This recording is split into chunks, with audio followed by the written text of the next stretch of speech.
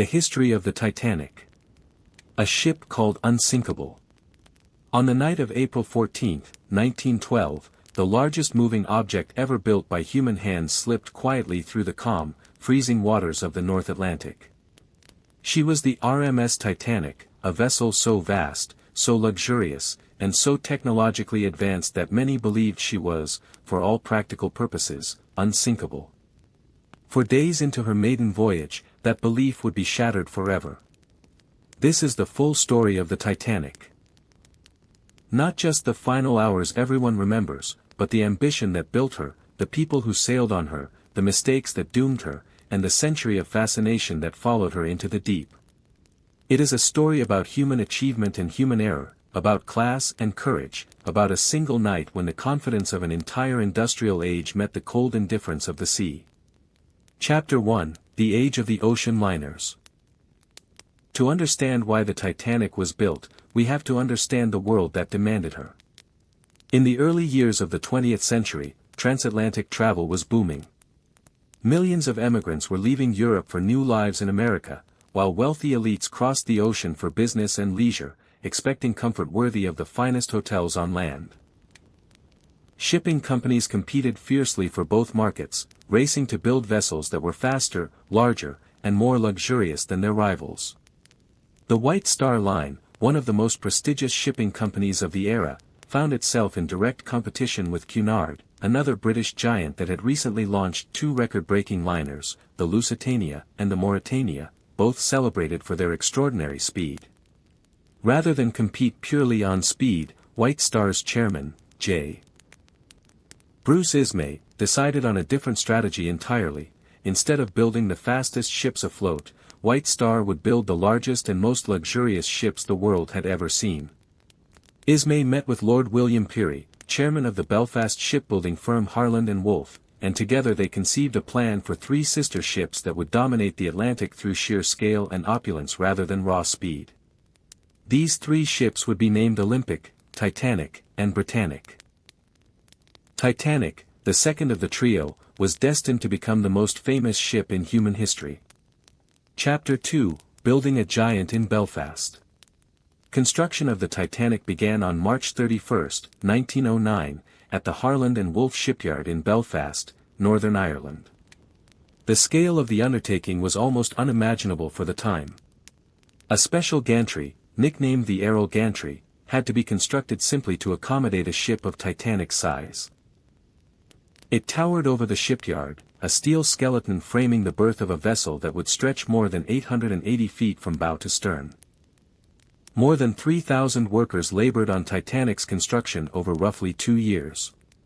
The work was dangerous and physically brutal. Riveters, platers, and laborers worked in freezing winters and sweltering summers, often for 6 days a week, earning modest wages for extraordinarily demanding labor. Historical records suggest that at least 8 men died during the construction process itself, victims of falls, crushing accidents, and the general hazards of early 20th century industrial shipbuilding, a grim reminder that Titanic's story of tragedy began long before she ever touched water. The ship's hull was built using steel plates riveted together by hand, a method that would later be scrutinized in the aftermath of the disaster, as some historians and metallurgists have suggested that certain rivets used in vulnerable sections of the hull were of lower quality than ideal, potentially making the ship more susceptible to damage upon impact with ice. At the time, however, Titanic represented the very cutting edge of naval engineering. Chapter 3: Launch Day. On May 31, 1911, Titanic's hull was ready to enter the water for the first time. Tens of thousands of spectators gathered along the banks of the River Lagan to witness the launch. Unlike many ship launches of the era, Titanic was not christened with the traditional bottle of champagne. White Star Line simply did not follow that custom for their vessels. Instead, 22 tons of soap, tallow, and train oil were spread along the slipway to lubricate her enormous hull as it slid into the water. The launch itself lasted just over a minute, yet it marked the beginning of Titanic's transformation from an empty steel shell into the most luxurious ship on Earth. Over the following months, the vessel underwent what is known as fitting out, a painstaking process of installing engines, boilers, electrical systems, decorative interiors, plumbing, and the thousands of smaller details that would eventually make Titanic feel less like a machine and more like a floating palace. Chapter 4: Engineering a Floating City. Titanic was, in nearly every sense, a floating city. She measured approximately 882 feet in length and weighed over 46,000 gross register tons. Her power came from two massive reciprocating steam engines combined with a low-pressure turbine, together generating enough power to drive the ship at a cruising speed of around 21 knots. Steam for these engines was produced by 29 boilers, fed by hundreds of tons of coal shoveled daily by teams of firemen working in punishing heat deep within the ship's hull. Perhaps Titanic's most famous engineering feature was her watertight compartment system. The ship's hull was divided into 16 compartments, separated by 15 watertight bulkheads that could be sealed via doors controlled electronically from the bridge. Titanic was designed to stay afloat even if any two of these compartments flooded completely, or if the first four compartments flooded simultaneously. This led to the now infamous claim, amplified by press coverage at the time, that Titanic was practically unsinkable, a phrase that would haunt the ship's legacy forever. The fatal flaw in this system, however, was that the watertight bulkheads did not extend high enough. They rose only a few decks above the waterline, meaning that if water filled enough compartments, it could simply spill over the tops of the bulkheads into adjacent sections, defeating the very purpose of the compartmentalized design. On the night of the disaster, this flaw would prove catastrophic. Chapter 5: Luxury Beyond Imagination. While her engineering was impressive, it was Titanic's luxury that captured the public imagination. First-class passengers enjoyed accommodations that rivaled the finest hotels in London or New York. The grand staircase, capped by an ornate glass dome, descended through multiple decks and remains one of the most iconic images associated with the ship. First-class suites featured hand-carved paneling, marble fireplaces, and private promenade decks.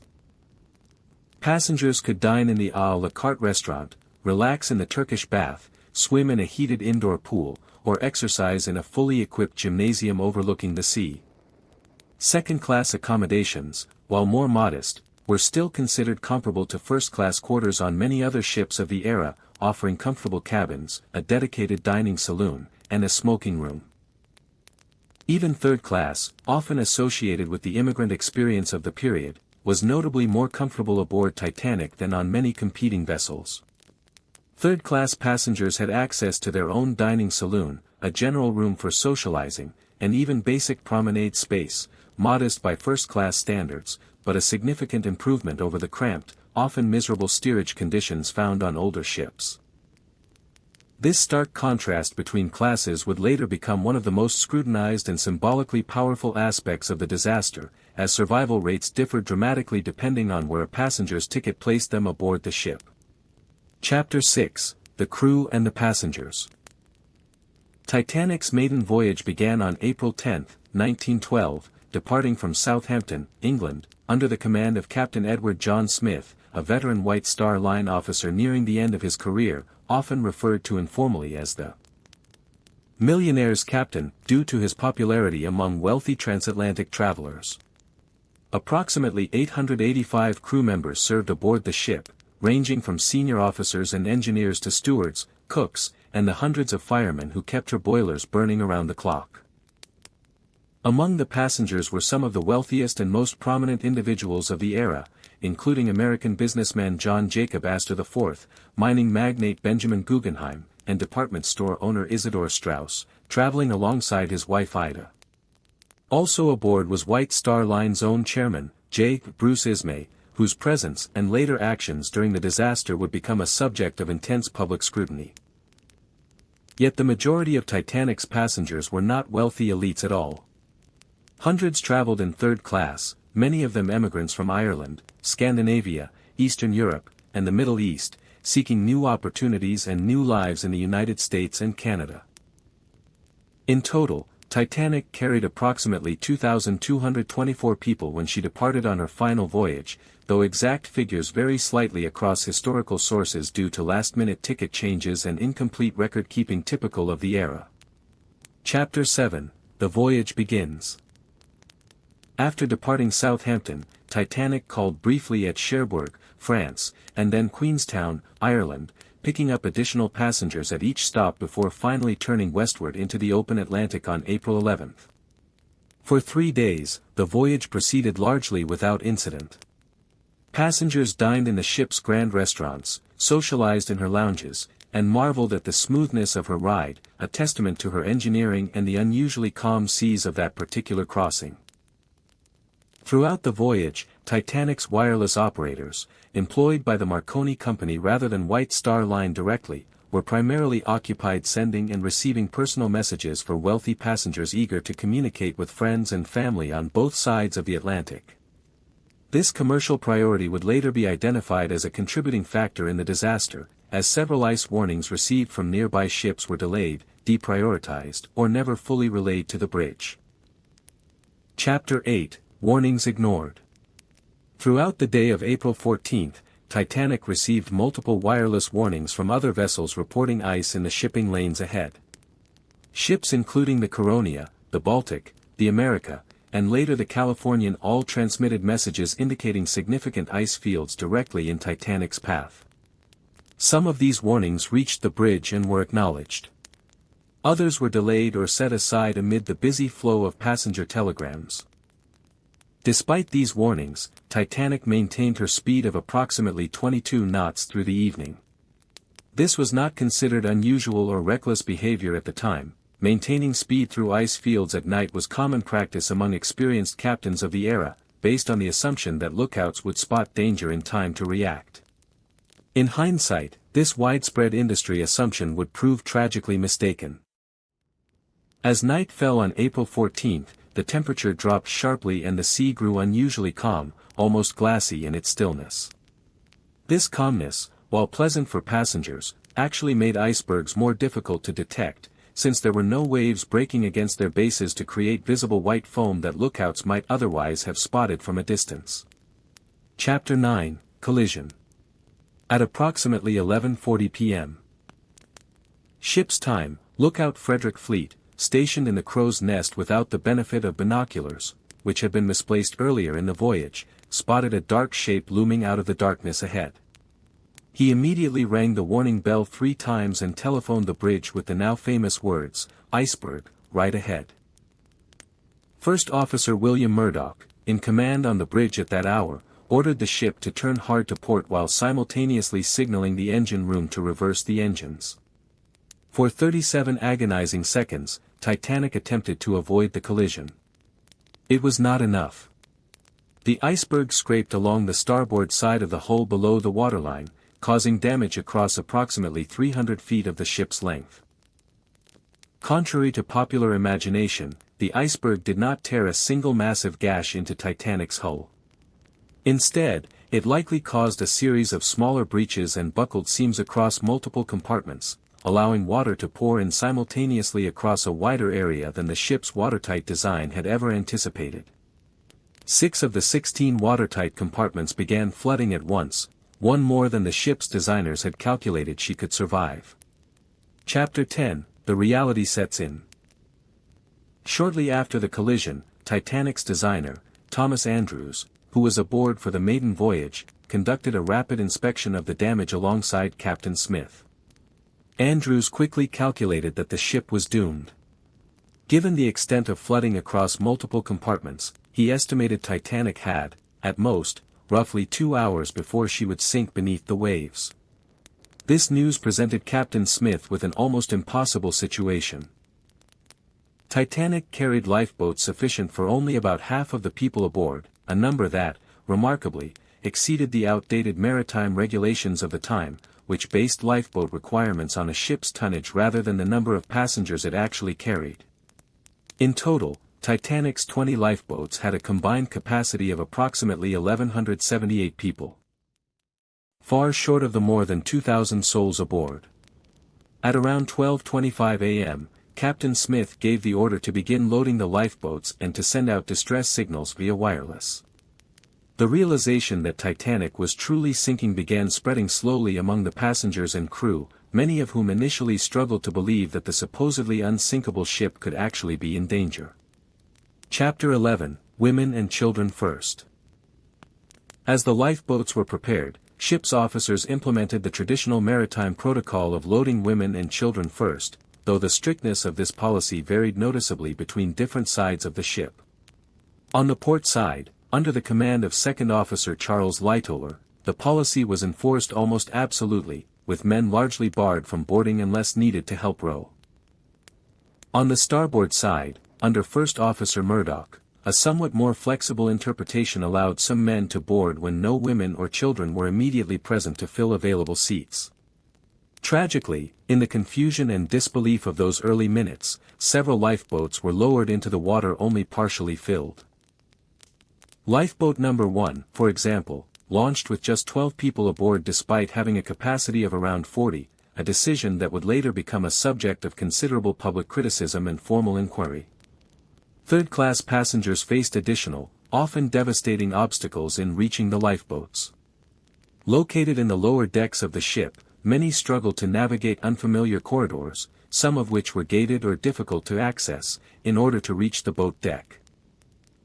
Language barriers, unfamiliarity with the ship's layout, and, in some documented cases, delayed access to upper decks all contributed to significantly lower survival rates among third-class passengers compared to those traveling in first and second class. Chapter 12, The Band Played On. Among the most enduring images of that night is the memory of Titanic's 8-member band, led by violinist Wallace Hartley, who continued performing music on the deck as the ship's situation grew increasingly dire. According to numerous survivor accounts, the musicians played cheerful, familiar tunes in the early stages of the evacuation, likely in an effort to maintain calm among the passengers, before eventually shifting to slower, more somber hymns as the ship's final moments approached. None of the 8 musicians survived the sinking. Their calm dedication to their duty, playing music until nearly the very end, became one of the most powerful and frequently retold symbols of courage associated with the disaster, immortalized in countless books, documentaries, and films in the decades that followed. Chapter 13, The Final Plunge. By around 2 a.m., it had become clear to nearly everyone remaining aboard that Titanic's fate was sealed. The ship's bow had sunk deep beneath the waterline, causing her stern to rise dramatically out of the water at an increasingly steep angle. Passengers and crew members still aboard clung desperately to railings, deck chairs, and each other as the ship's structure groaned under the immense stress of her own weight. At approximately 2:17 a.m., witnesses reported hearing a series of tremendous cracking sounds as Titanic's hull began to break apart under the strain, splitting roughly between the third and fourth funnels. The bow section sank first, disappearing beneath the surface, while the stern section briefly settled back down before rising once more and eventually sinking as well, at approximately 2:20 a.m. on the morning of April 15, 1912. More than 1,500 people were left in the frigid Atlantic water, where temperatures hovered close to freezing. Survivors later described the haunting sound of hundreds of voices crying out for help in the darkness, a sound that gradually faded as hypothermia claimed victim after victim within minutes of entering the water. Chapter 14, Rescue. The Cunard liner Carpathia, commanded by Captain Arthur Rostron, received Titanic's distress signal shortly after the collision and immediately altered course, racing through the same dangerous ice field at considerable risk to reach the survivors. Carpathia arrived at the scene at approximately 4 a.m., roughly an hour and a half after Titanic had disappeared beneath the waves. Over the following hours, Carpathia's crew worked to pull survivors from the 20 lifeboats scattered across the dark water. In total, approximately 710 people survived the disaster, while more than 1,500 lost their lives, making it one of the deadliest peacetime maritime disasters in modern history. Notably, another ship, the Californian, was believed to have been within relatively close range of Titanic that night, yet failed to respond to the distress rockets fired from Titanic's deck, reportedly mistaking them for routine celebratory signals rather than emergency flares. This failure to respond became a significant point of controversy and formal investigation in the disaster's aftermath. Chapter 15, A World in Mourning. News of Titanic's sinking spread rapidly around the globe, shocking a public that had, until that moment, held tremendous confidence in the era's technological achievements. Newspapers ran extensive coverage for weeks, and formal inquiries were launched almost immediately, both in the United States, led by the Senate, and in Britain, led by the Board of Trade. These investigations examined nearly every aspect of the disaster, from the adequacy of lifeboat regulations to the behavior of the ship's officers, the actions of the Californian's crew, and the overall culture of complacency that had allowed a ship to sail through known ice fields at high speed with insufficient lifeboat capacity. The inquiries ultimately led to sweeping changes in maritime safety regulations worldwide. Chapter 16: Lasting Changes to Maritime Safety. In direct response to the disaster, the International Convention for the Safety of Life at Sea, commonly known as SALAS, was established in 1914, and its principles continue to shape maritime safety regulations to this day. New rules required ships to carry sufficient lifeboats for every person aboard, a stark contrast to Titanic's inadequate capacity. Additionally, the International Ice Patrol was established to monitor and report iceberg locations across the North Atlantic shipping lanes, a service that continues its vital work more than a century later. Regulations were also introduced requiring wireless radio operators aboard passenger ships to maintain 24-hour monitoring, closing the dangerous gap that had existed on the night of the disaster, when some nearby ships' wireless operators were off duty or asleep during the critical hours of Titanic's distress calls. Chapter 17: Rediscovery in the Deep. For 73 years, Titanic's exact resting place remained unknown, lying somewhere on the floor of the North Atlantic at a depth of approximately 12,500 feet. In September of 1985, a joint American-French expedition led by oceanographer Robert Ballard finally located the wreck, using advanced underwater imaging technology originally developed in part for classified United States Navy operations. The discovery revealed that Titanic had indeed broken into two major sections during her final descent, just as some survivors had described, though this detail had long been disputed and even dismissed by some historians prior to the wreck's discovery. The bow and stern sections were found resting roughly 2,000 feet apart, surrounded by a debris field containing thousands of personal items, from shoes and dishware to pieces of the ship's once magnificent interior fittings. Since 1985, numerous additional expeditions have explored the wreck site, capturing detailed photographs and video footage, recovering select artifacts for museum preservation, and closely monitoring the wreck's gradual deterioration caused by deep-sea currents, pressure, and iron-eating bacteria that scientists believe may eventually cause significant portions of the wreck to collapse entirely within future decades. Chapter 18: A Legacy That Endures. More than a century after her sinking, Titanic remains one of the most studied, discussed, and culturally significant maritime disasters in human history. She has inspired countless books, documentaries, museum exhibitions, and films, most famously James Cameron's 1997 blockbuster, which introduced Titanic's story to an entirely new generation of audiences worldwide. Beyond popular culture, Titanic's story continues to serve as a powerful case study in engineering, risk management, and organizational decision-making, frequently referenced in discussions ranging from maritime safety to corporate hubris and disaster preparedness. Her name has become a universal shorthand for catastrophic overconfidence. A reminder that even the most advanced achievements of human engineering remain vulnerable to nature, chance, and the small human decisions made under pressure. Ultimately, Titanic's story endures not simply because of her tragic end, but because of what she represented, the extraordinary ambition of an era convinced it had conquered nature through technology, and the sobering reminder that arrived on a calm, starlit night in April of 1912, when the ocean proved otherwise. The Falconer of Cisalpine Gaul. In the fertile plains of ancient Cisalpine Gaul, north of the great river Po, there lived a falconer named Decimus Antonius Aquilinus, whose skilled hands had trained hunting birds for local landowners for nearly 27 years. His modest stone mews stood beside a quiet farmhouse, wooden perches lining the walls where several trained hawks and falcons rested calmly beneath his careful, patient watch. Decimus was 49 years old, his movements slow and deliberate whenever he approached his birds, understanding that hawks demanded genuine trust built through countless hours of patient, consistent handling. He had learned falconry from an old huntsman who had trained him gradually, teaching him to read subtle signs within a bird's posture and temperament long before he understood their deeper significance. Wealthy landowners throughout the region relied upon him to train birds for hunting hare and waterfowl across the plains' abundant marshlands, understanding that Decimus possessed rare patience required to properly develop a young hawk's natural abilities without breaking its essential wild spirit. He approached each bird individually, understanding none responded well to identical, rushed training. That particular season, he had acquired several young hawks captured from nearby hillsides, beginning the careful, gradual process of building trust through consistent feeding and quiet, patient handling. Decimus spent long hours simply sitting near his birds, allowing them to grow accustomed to his presence before attempting any actual training exercises. His young apprentice, a boy of 15, watched carefully during these sessions, gradually absorbing the remarkable patience falconry demanded, understanding that rushed training inevitably produced unreliable, poorly adjusted birds.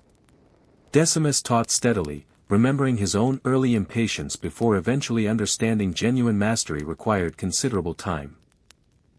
In quieter afternoon hours, Decimus would walk his trained hawks along the riverside on his gloved arm, allowing them controlled flight before calling them back with practiced whistles, feeling deep satisfaction watching months of patient work finally producing genuine, trusting partnership between man and bird.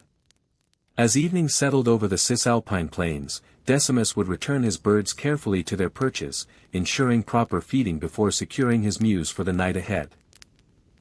That night, resting peacefully within his modest home, Decimus felt quiet contentment in his rare, demanding craft. Tomorrow, he would return to his patient work, continuing the careful partnership between human patience and wild, magnificent creatures he had come to understand so intimately.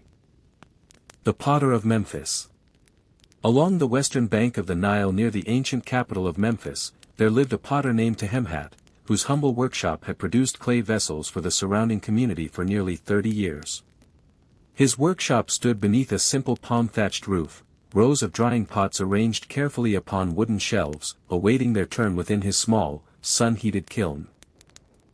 Tehemhat was 55 years old, his hands strong and steady from decades shaping wet river clay upon his simple spinning wheel, his eyes trained to recognize precisely when clay held perfect consistency for proper shaping.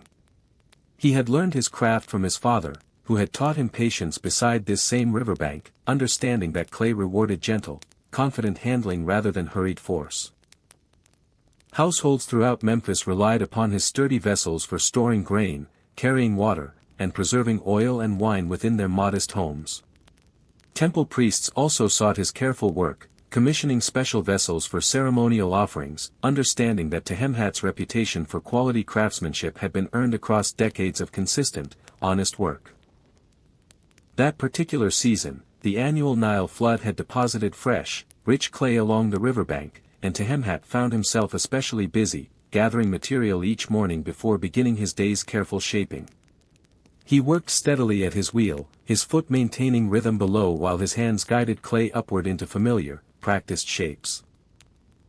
His daughter, 16 years old, had begun learning the craft that season, gradually understanding proper centering technique, absorbing patience that pottery demanded above all else.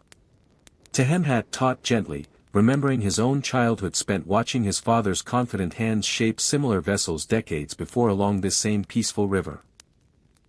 In quieter afternoon hours, Tehemhat would sit near his kiln, monitoring careful firing, understanding that impatience could ruin days of careful shaping through improper heat control. Neighbors often stopped by, exchanging news while he continued his steady, attentive watch over the glowing kiln. As evening settled over Memphis, golden light reflecting gently across the wide Nile waters, Tehemhat would bank his kiln fire carefully, ensuring proper cooling through the peaceful night ahead. That night, resting quietly within his modest home, Tehemhat felt deep contentment in his ancient, steady craft. Tomorrow, he would return to his wheel, continuing patient work connecting him intimately to both his ancestors and the eternal, life-giving river flowing gently beside his beloved city. The papyrus maker of Thebes. Along the fertile banks of the Nile River near ancient Thebes, there lived a papyrus maker named Senmet, whose modest workshop had transformed river reeds into writing material for nearly 28 years. His workshop stood close to the water's edge, bundles of freshly cut papyrus reeds drying beneath the warm Egyptian sun, their pale green stalks stacked carefully awaiting his patient, practiced hands. Senmet was 51 years old, his fingers calloused from decades spent slicing reed pith into thin strips, arranging them carefully in overlapping layers before pressing them together into smooth, usable sheets. He had learned this ancient craft from his father, who had taught him precise techniques passed down through countless generations along these same fertile riverbanks. Scribes throughout Thebes depended upon his careful work, understanding that Senmet produced papyrus sheets smooth and consistent enough for recording temple records, royal decrees, and the careful accounts that sustained Egypt's vast administrative system. He took quiet pride in this essential contribution, understanding his humble craft supported knowledge preserved across generations. That particular season, the Nile's flooding had proven generous, producing abundant reed growth along the riverbanks, and Senmet found himself especially busy, harvesting reeds each morning before the day's heat grew overwhelming. He worked methodically within his shaded workshop, slicing, arranging, and pressing with rhythm perfected across decades of careful practice. His son, 19 years old, worked alongside him, gradually learning the subtle pressure and timing required to produce properly bonded papyrus sheets, understanding that rushed work inevitably produced weak, unusable material. Senmet taught patiently, remembering his own father's careful instruction beside this same peaceful river years before. In quieter afternoon hours, Senmet would walk along the riverbank, watching fishing boats drift past, listening to distant sounds of temple ceremonies carried gently on warm afternoon air, feeling connected to the ancient rhythms that had sustained his family for generations upon this sacred river's edge. As evening settled over Thebes, golden light spreading across the wide, slow-moving Nile, Senmet would gather his day's finished papyrus sheets, storing them carefully before returning to his modest home nearby. That night, resting peacefully as cool evening air drifted from the river, Senmet felt deep satisfaction in preserving knowledge for generations yet to come. Tomorrow, he would return to his workshop, continuing patient, ancient work connecting him intimately to Egypt's timeless, flowing river. The papyrus scribe of Alexandria's Roman quarter. In the Roman quarter of ancient Alexandria, where scholars and merchants mingled along busy harbor streets, there lived a scribe named Marcus Antonius Scriba, whose modest workshop had produced carefully copied documents and letters for nearly 25 years. His small room overlooked a quiet courtyard, shelves lined with prepared papyrus scrolls, ink pots, and reed pens arranged with careful, methodical order. Marcus was 48 years old, his fingers stained permanently with dark ink, his handwriting so precise and elegant that merchants and officials throughout the district specifically sought his careful services. He had learned his craft from an elderly scribe who had trained him patiently, teaching precise letter formation and the careful attention required when copying important documents without error. Merchants relied upon him to record trading agreements, officials sought his careful hand for administrative correspondence, and families occasionally requested his services preparing personal letters to relatives scattered throughout the vast Roman world. Marcus took quiet pride in this trusted reputation, understanding accuracy mattered enormously within documents that carried real consequences. That particular season, trade had increased steadily through Alexandria's busy harbor, and Marcus found himself especially occupied, carefully copying shipping manifests, contracts, and correspondence between merchants conducting business across considerable distances. He worked methodically, his reed pen moving with practiced precision across smooth papyrus surfaces.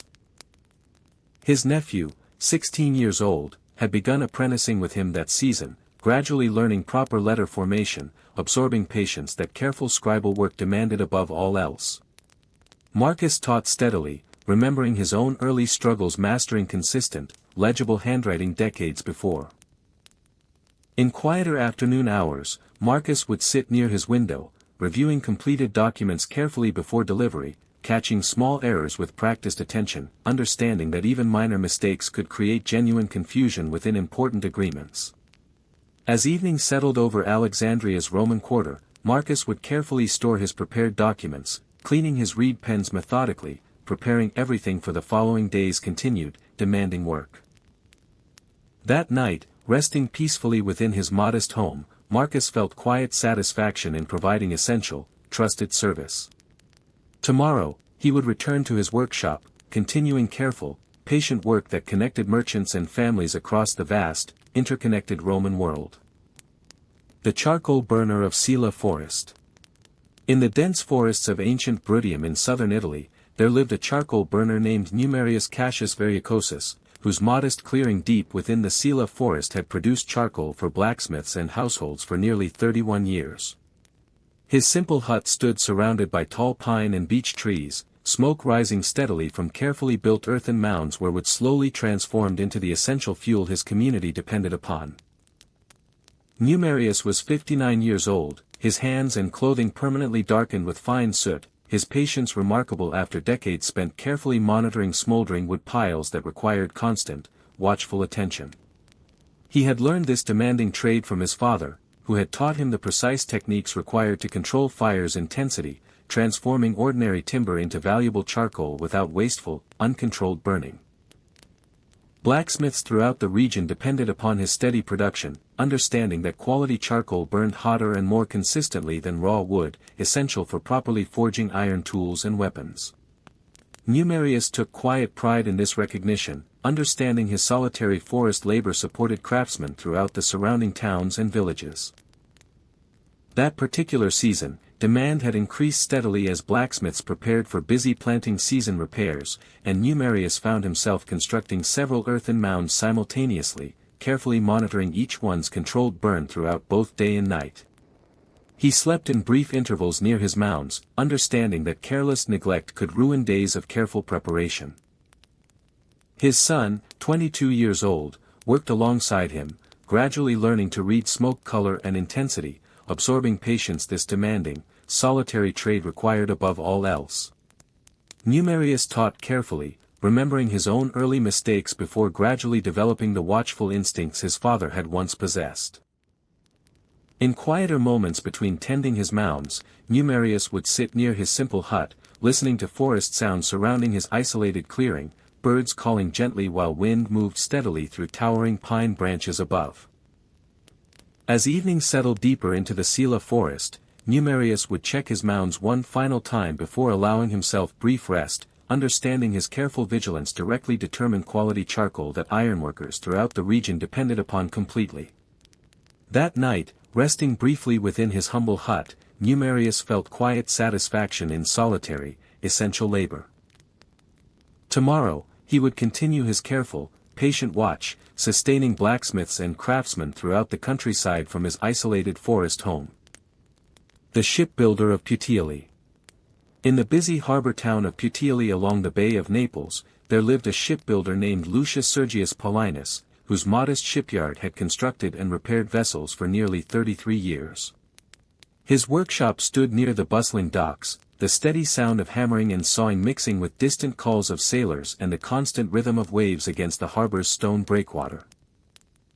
Lucius was 56 years old, his hands calloused and strong from decades shaping timber into sturdy hulls, his understanding of wood grain and construction so thorough he could judge a ship's seaworthiness simply by walking its deck.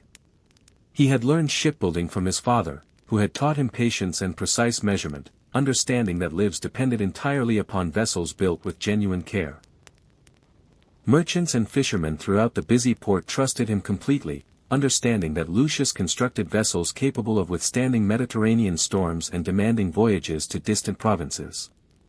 He approached each project with careful seriousness, selecting timber personally, understanding that shortcuts in construction could mean disaster upon unpredictable waters. That particular season, harbor traffic had increased considerably, merchants preparing vessels for trade routes stretching toward Egypt and distant eastern provinces. Lucius worked long hours alongside his skilled crew, shaping curved hull planks with practiced precision, understanding each joint required careful attention to ensure lasting strength against the sea's relentless pressure.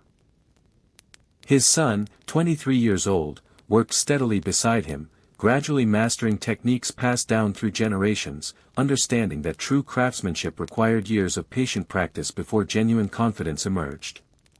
Lucius taught carefully, remembering his own early uncertainty before slowly developing the steady skill his trade demanded.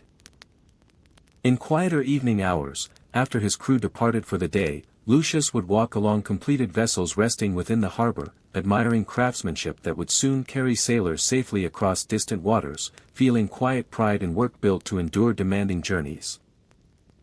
As evening settled over Puteoli, ships gently rocking against harbor waters, Lucius would secure his workshop carefully, walking homeward through streets filled with the mixed scents of salt water, fresh-cut timber, and distant cooking fires. That night, resting peacefully within his modest home, listening to familiar harbor sounds drifting through his window, Lucius felt the deep satisfaction of work directly tied to sailors' safety. Tomorrow, he would return to his shipyard, continuing patient, essential craft connecting him intimately to the vast Roman world across the sea. The papyrus maker of Thebes. Along the fertile banks of the Nile River near ancient Thebes, there lived a papyrus maker named Senmut, whose modest workshop had transformed river reeds into writing material for nearly 28 years. His workshop stood close to the water's edge, bundles of freshly cut papyrus reeds drying beneath the warm Egyptian sun, their pale green stalks stacked carefully awaiting his patient, practiced hands. Senmut was 51 years old, his fingers calloused from decades spent slicing reed pith into thin strips, arranging them carefully in overlapping layers before pressing them together into smooth, usable sheets. He had learned this ancient craft from his father, who had taught him precise techniques passed down through countless generations along these same fertile riverbanks. Scribes throughout Thebes depended upon his careful work, understanding that Senmut produced papyrus sheets smooth and consistent enough for recording temple records, royal decrees, and the careful accounts that sustained Egypt's vast administrative system. He took quiet pride in this essential contribution, understanding his humble craft supported knowledge preserved across generations.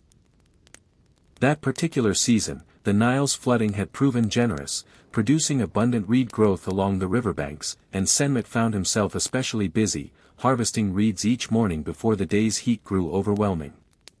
He worked methodically within his shaded workshop, slicing, arranging, and pressing with rhythm perfected across decades of careful practice.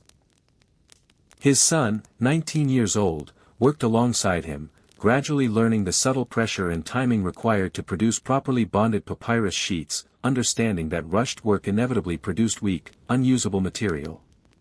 Senmut taught patiently, remembering his own father's careful instruction beside this same peaceful river years before. In quieter afternoon hours, Senmut would walk along the riverbank, watching fishing boats drift past, listening to distant sounds of temple ceremonies carried gently on warm afternoon air, feeling connected to the ancient rhythms that had sustained his family for generations upon this sacred river's edge. As evening settled over Thebes, golden light spreading across the wide, slow-moving Nile, Senmut would gather his day's finished papyrus sheets, storing them carefully before returning to his modest home nearby. That night, resting peacefully as cool evening air drifted from the river, Senmut felt deep satisfaction in preserving knowledge for generations yet to come. Tomorrow, he would return to his workshop, continuing patient, ancient work connecting him intimately to Egypt's timeless, flowing river. The beekeeper of the Fayum Oasis. In the fertile Fayum Oasis west of the Nile, where irrigation canals wound gently between date palms and fig orchards, there lived a beekeeper named Amenhotep, whose rows of clay hives had produced honey for the surrounding villages for nearly 26 years. His modest farmstead stood near a quiet canal, the air filled each morning with the gentle hum of bees moving steadily between blossoming orchards.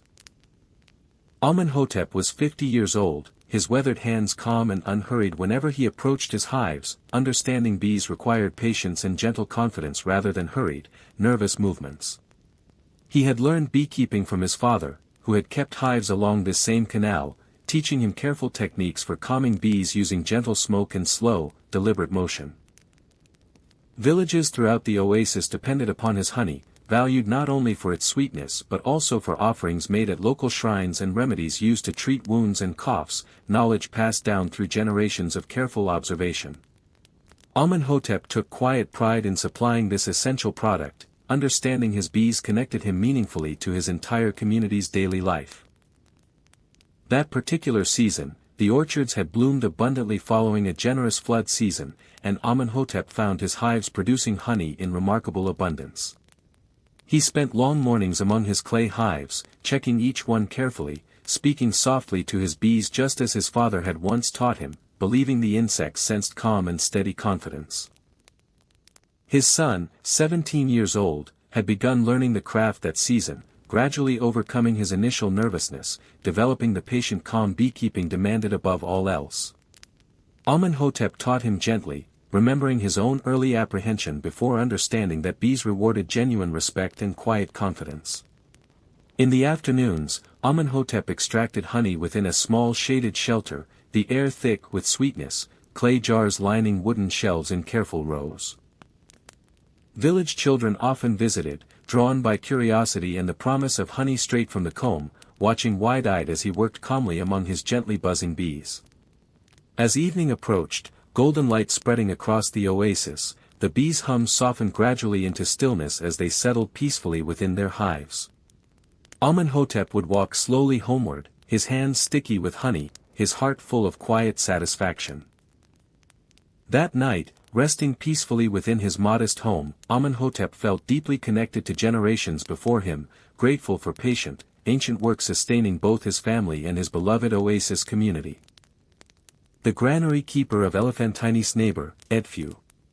In the town of Edfu along the western bank of the Nile, there lived a granary keeper named Hormukit, whose modest storehouses had preserved the town's grain harvest for nearly 29 years.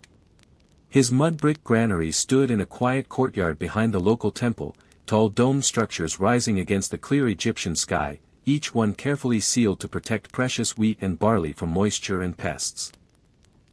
Hormukit was 53 years old, his movements methodical and careful whenever he inspected his granaries, understanding that families throughout the town depended entirely upon his diligent record-keeping and careful storage practices.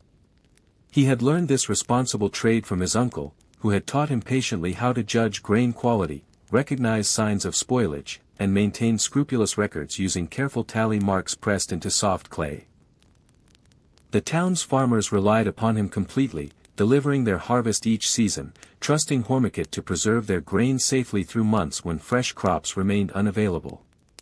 He took quiet pride in this essential responsibility, understanding that careless storage could mean genuine hardship for families depending upon these reserves during difficult seasons.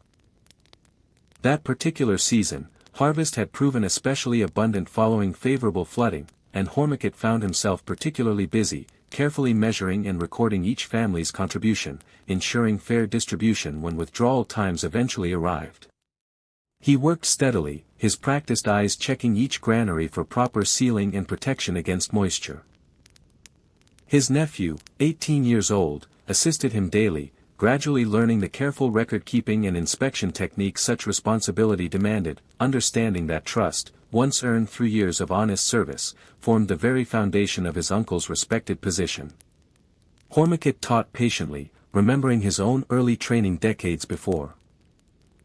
In quieter afternoon hours, Hormukit would walk slowly between his granaries, checking each seal carefully, listening to distant temple ceremonies drifting across the courtyard, feeling deep satisfaction in service that protected his entire community's essential well-being.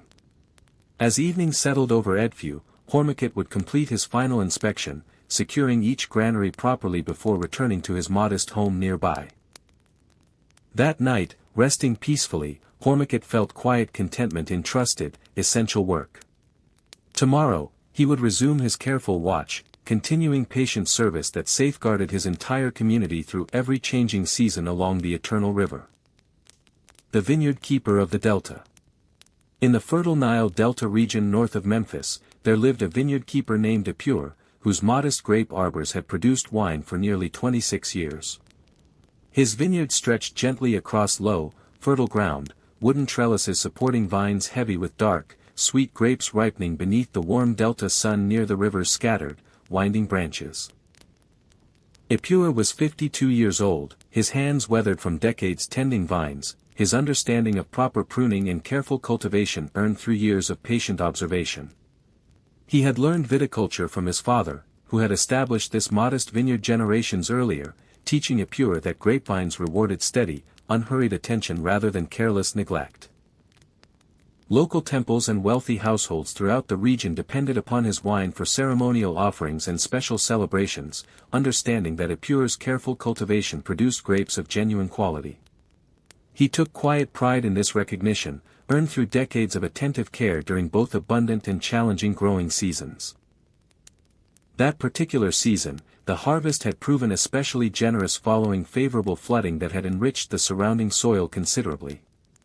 Epure rose each morning before the sun's full heat arrived, walking among his vines with quiet attention, inspecting clusters carefully, determining precisely when they had reached perfect ripeness for harvest.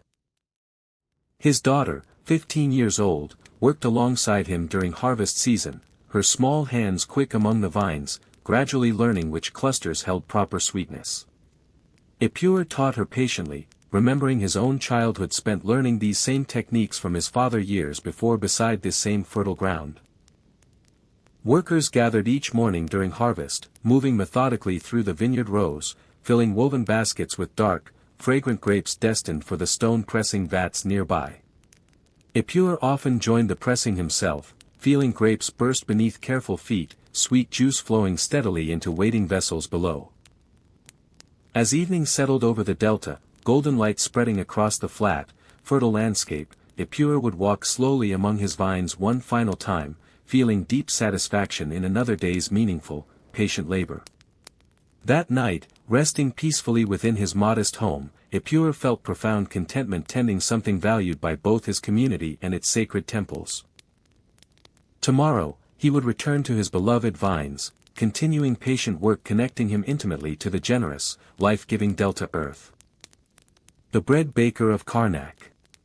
Near the great temple complex of Karnak in ancient Thebes, there lived a bread baker named Reckmeyer, whose modest bakery had supplied bread to temple workers and nearby households for nearly 23 years.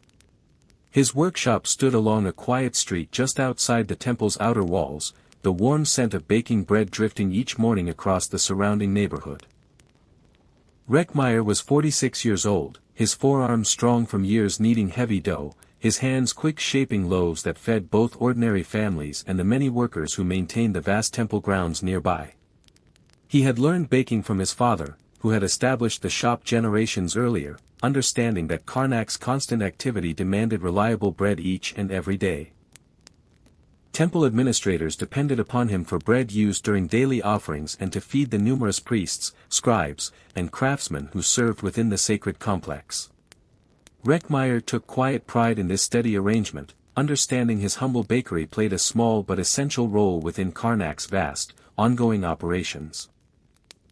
That particular season, grain shipments had arrived steadily from upriver farming estates, and Reckmeyer found himself especially busy, rising each morning well before dawn to prepare dough for the day's demanding trade. He worked methodically, kneading, shaping, and monitoring his clay oven's steady heat with attention earned through decades of careful repetition. His son, 20 years old, worked alongside him, gradually mastering the subtle timing required for properly risen dough, understanding the careful attention his father's oven demanded throughout each baking cycle. Reckmeyer taught patiently, remembering his own early struggles, understanding mastery required years of humble practice before genuine confidence emerged. In quieter afternoon hours, after the morning's demanding rush concluded, Reckmeyer would step outside his shop, watching processions of priests and workers moving toward the temple gates, understanding his own small but essential role within this vast, sacred community. Neighbors and regular customers often lingered near his doorway, exchanging temple news while Reckmeyer continued preparing dough for the following day's demanding trade, finding comfort in these familiar exchanges. As evening settled over Karnak, temple lamps beginning to flicker along the sacred walls, Reckmeyer would finally close his shop, walking home through streets still carrying the scent of fresh bread upon his clothing. That night, resting peacefully, Reckmeyer felt deep satisfaction in essential, honest work faithfully performed, connecting him quietly to Karnak's timeless, sacred rhythms. The date palm grower of Siwa. In the remote oasis of Siwa deep within the western desert, there lived a date palm grower named Wennefer, whose modest groves had produced sweet dates for nearly 33 years. His farmstead stood near a natural spring, tall palm trees rising gracefully toward the clear desert sky, their fronds rustling gently whenever warm winds swept across the isolated, fertile oasis. Wenifer was 59 years old, his hands strong and weathered from decades climbing palm trunks and carefully tending the trees that had sustained his family across generations. He had learned this patient craft from his father, who had planted many of these very palms, teaching Wenifer that date trees rewarded steady devotion, often requiring years before reaching full, generous productivity. Desert caravans traveling between distant oases depended upon his dates for sustaining nourishment during long, demanding journeys, while local families relied upon his harvest for daily meals and the sweet preserves that provided welcome variety throughout the year. Wenifer took quiet pride in this recognition, earned through decades of attentive, unhurried care.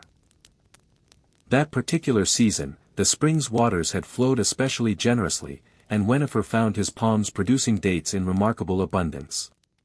He worked steadily each morning, checking his trees carefully, understanding precisely when clusters had reached perfect ripeness, climbing skillfully to gather the sweet, sun-warmed fruit.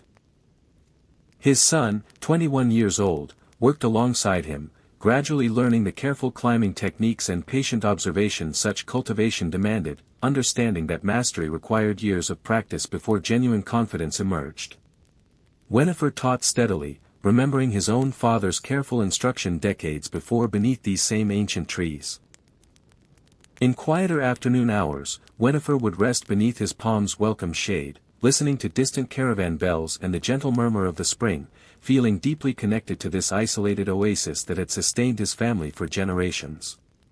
As evening settled over Siwa, golden light filtering through swaying palm fronds, Wenifer would gather his day's harvest carefully, feeling quiet satisfaction in patient, meaningful labor. That night, resting peacefully within his modest home, Wenifer felt profound contentment tending trees that connected desert travelers and oasis families alike, continuing work faithfully passed down through his ancestors within this remote, cherished sanctuary. The El Sayed family, life along the Alexandria docks, 1925. In the harbor city of Alexandria, Egypt, in the spring of 1925, the El Sayed family lived a life shaped quietly by the rhythms of the port. It wasn't an exciting existence. It was steady, familiar, and tied closely to the ships that passed through one of the busiest harbors in the Mediterranean. Hassan El Sayed worked as a cargo checker for a cotton trading company, a job that required him to spend his mornings walking along the docks, counting bales of Egyptian cotton as they were loaded onto steamships bound for Liverpool and Marseille. Egyptian cotton was highly valued abroad, and though Hassan's job sounded important in theory, the actual work was repetitive. Count the bales. Record the numbers. Confirm the tally against the manifest. Repeat, day after day. His wife, Amina, managed their household in a rhythm tied loosely to the cotton shipping season. During the busiest export months, when ships queued in the harbor waiting to load, Hassan worked longer hours, and Amina adjusted the family's routines accordingly, keeping the evening meal simple and easy to reheat whenever he returned. Their son, Mahmoud, age 12, spent afternoons near the port with friends, watching dockworkers unload crates of imported goods. Machinery parts from Britain, textiles from France, occasionally crates of unfamiliar foreign products that sparked mild curiosity among the boys. It wasn't considered particularly special. Most children growing up in Alexandria in the 1920s had some passing familiarity with the comings and goings of foreign ships, simply because the harbor was so central to daily life. On Friday afternoons, after prayers, the extended family often gathered at Hassan's brother's home nearby. Conversations frequently touched on port matters, which shipping companies were expanding operations, whether cotton prices might rise before the next harvest, or which ships had been delayed by rough weather in the Mediterranean. These weren't dramatic discussions. They were simply the ordinary background noise of a household connected, like much of the city, to maritime trade. Their daughter, Layla, 16, had recently begun helping a relative who worked as a clerk for a shipping agency, learning to organize basic paperwork related to cargo documentation. It wasn't seen as unusual. Many families in Alexandria assumed at least one member would eventually find work connected to the port, given how deeply the city's economy depended on it. By the end of 1925, nothing dramatic had changed in the El Sayed household. Hassan still counted cotton bales each morning. Amina still adjusted dinner around unpredictable shipping hours. Mahmoud still wandered the docks with friends, and Layla continued learning the slow, procedural work of freight paperwork. Their story reflected something quietly true about port families across the world in the 1920s, in Alexandria as much as in Baltimore or Wilmington. The Quiet Revolution of American Shipping, 1926. In the autumn of 1926, along the docks of Baltimore, Norfolk, and New Orleans, a change was taking place that almost nobody noticed at the time. It wasn't loud. It wasn't dramatic. It was, in fact, remarkably boring, which is exactly why history tends to forget it. For decades, American shipping had relied on a patchwork system of independent freight handlers, each port operating under its own rules for loading schedules, cargo manifests, and dockworker shifts. A ship arriving in Boston followed different paperwork procedures than one arriving in Charleston. This inconsistency slowed trade to a crawl, and merchants complained constantly about delays that could stretch a routine delivery from 3 days into 3 weeks.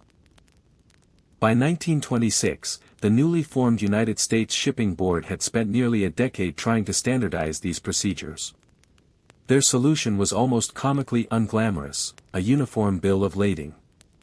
This was simply a standardized shipping document that recorded what cargo was on a vessel, who owned it, and where it was headed. Today, we would call it paperwork reform. At the time, it was considered a bureaucratic milestone. The impact, however, was quietly enormous. With a single standardized form accepted across all major ports, shipping companies no longer needed to train clerks in a dozen different regional systems. Insurance companies could process claims faster. Banks financing trade loans had a consistent document to verify. What had once taken hours of cross-referencing now took minutes. Meanwhile, in the Great Lakes region, grain elevators were undergoing their own unremarkable transformation. Steel-hulled lake freighters, which had slowly replaced wooden vessels over the previous 20 years, were now being paired with mechanized grain loading systems. A task that once required dozens of laborers with shovels and wheelbarrows could now be completed by a handful of men operating conveyor belts and pneumatic tubes. Farmers in Iowa and Minnesota rarely thought about this machinery, yet it shaved days off the time it took their wheat to reach East Coast markets. Insurance rates for maritime cargo also shifted subtly that year. Lloyd's of London, still the dominant force in global shipping insurance, began adjusting premiums based on more precise weather pattern data collected from naval meteorological stations. It was not a dramatic shift, rates moved by fractions of a percent, but over time, this small recalibration made ocean shipping marginally cheaper and more predictable for everyone involved. None of this made headlines. There were no parades, no political speeches, no front-page stories. The men who standardized shipping paperwork in 1926 were clerks, bureaucrats, and mid-level administrators whose names have mostly vanished from record. Yet the systems they built, the predictable schedules, the standardized documents, the quietly mechanized ports. Consider, for a moment, the shipping manifest. Not a thrilling subject. But in 1924, it quietly dictated the pace of American commerce. Every vessel leaving a U.S. port was required to carry a manifest listing its cargo, origin, and destination. In the early 1920s, these documents were still typed by hand on typewriters, copied in triplicate using carbon paper, and filed manually by customs clerks. A single ship might carry manifests totaling dozens of pages, each one needing to be checked, stamped, and cross-referenced before cargo could legally be unloaded. In New York Harbor, one of the busiest ports in the world at the time, customs officials processed an average of several hundred manifests a week. Delays were common. A misplaced stamp or a smudged carbon copy could hold up an entire shipment for days while clerks tracked down the correct paperwork. Merchants grumbled, but there was little anyone could do.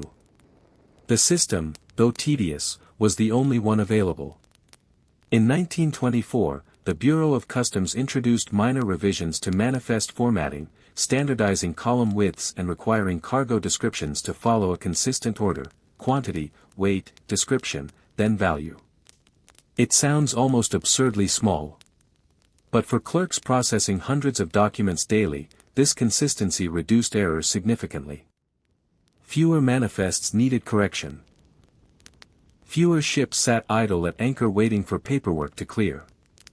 Meanwhile, telegraph offices near major ports were handling a steady, unglamorous stream of shipping-related messages.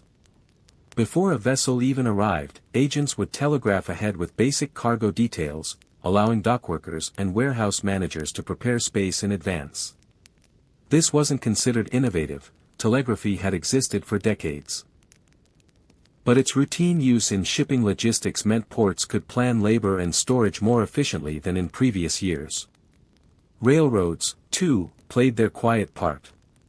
Freight cars arriving at coastal terminals needed to be matched precisely with outbound ships, a scheduling task handled by junior railroad clerks working from printed timetables.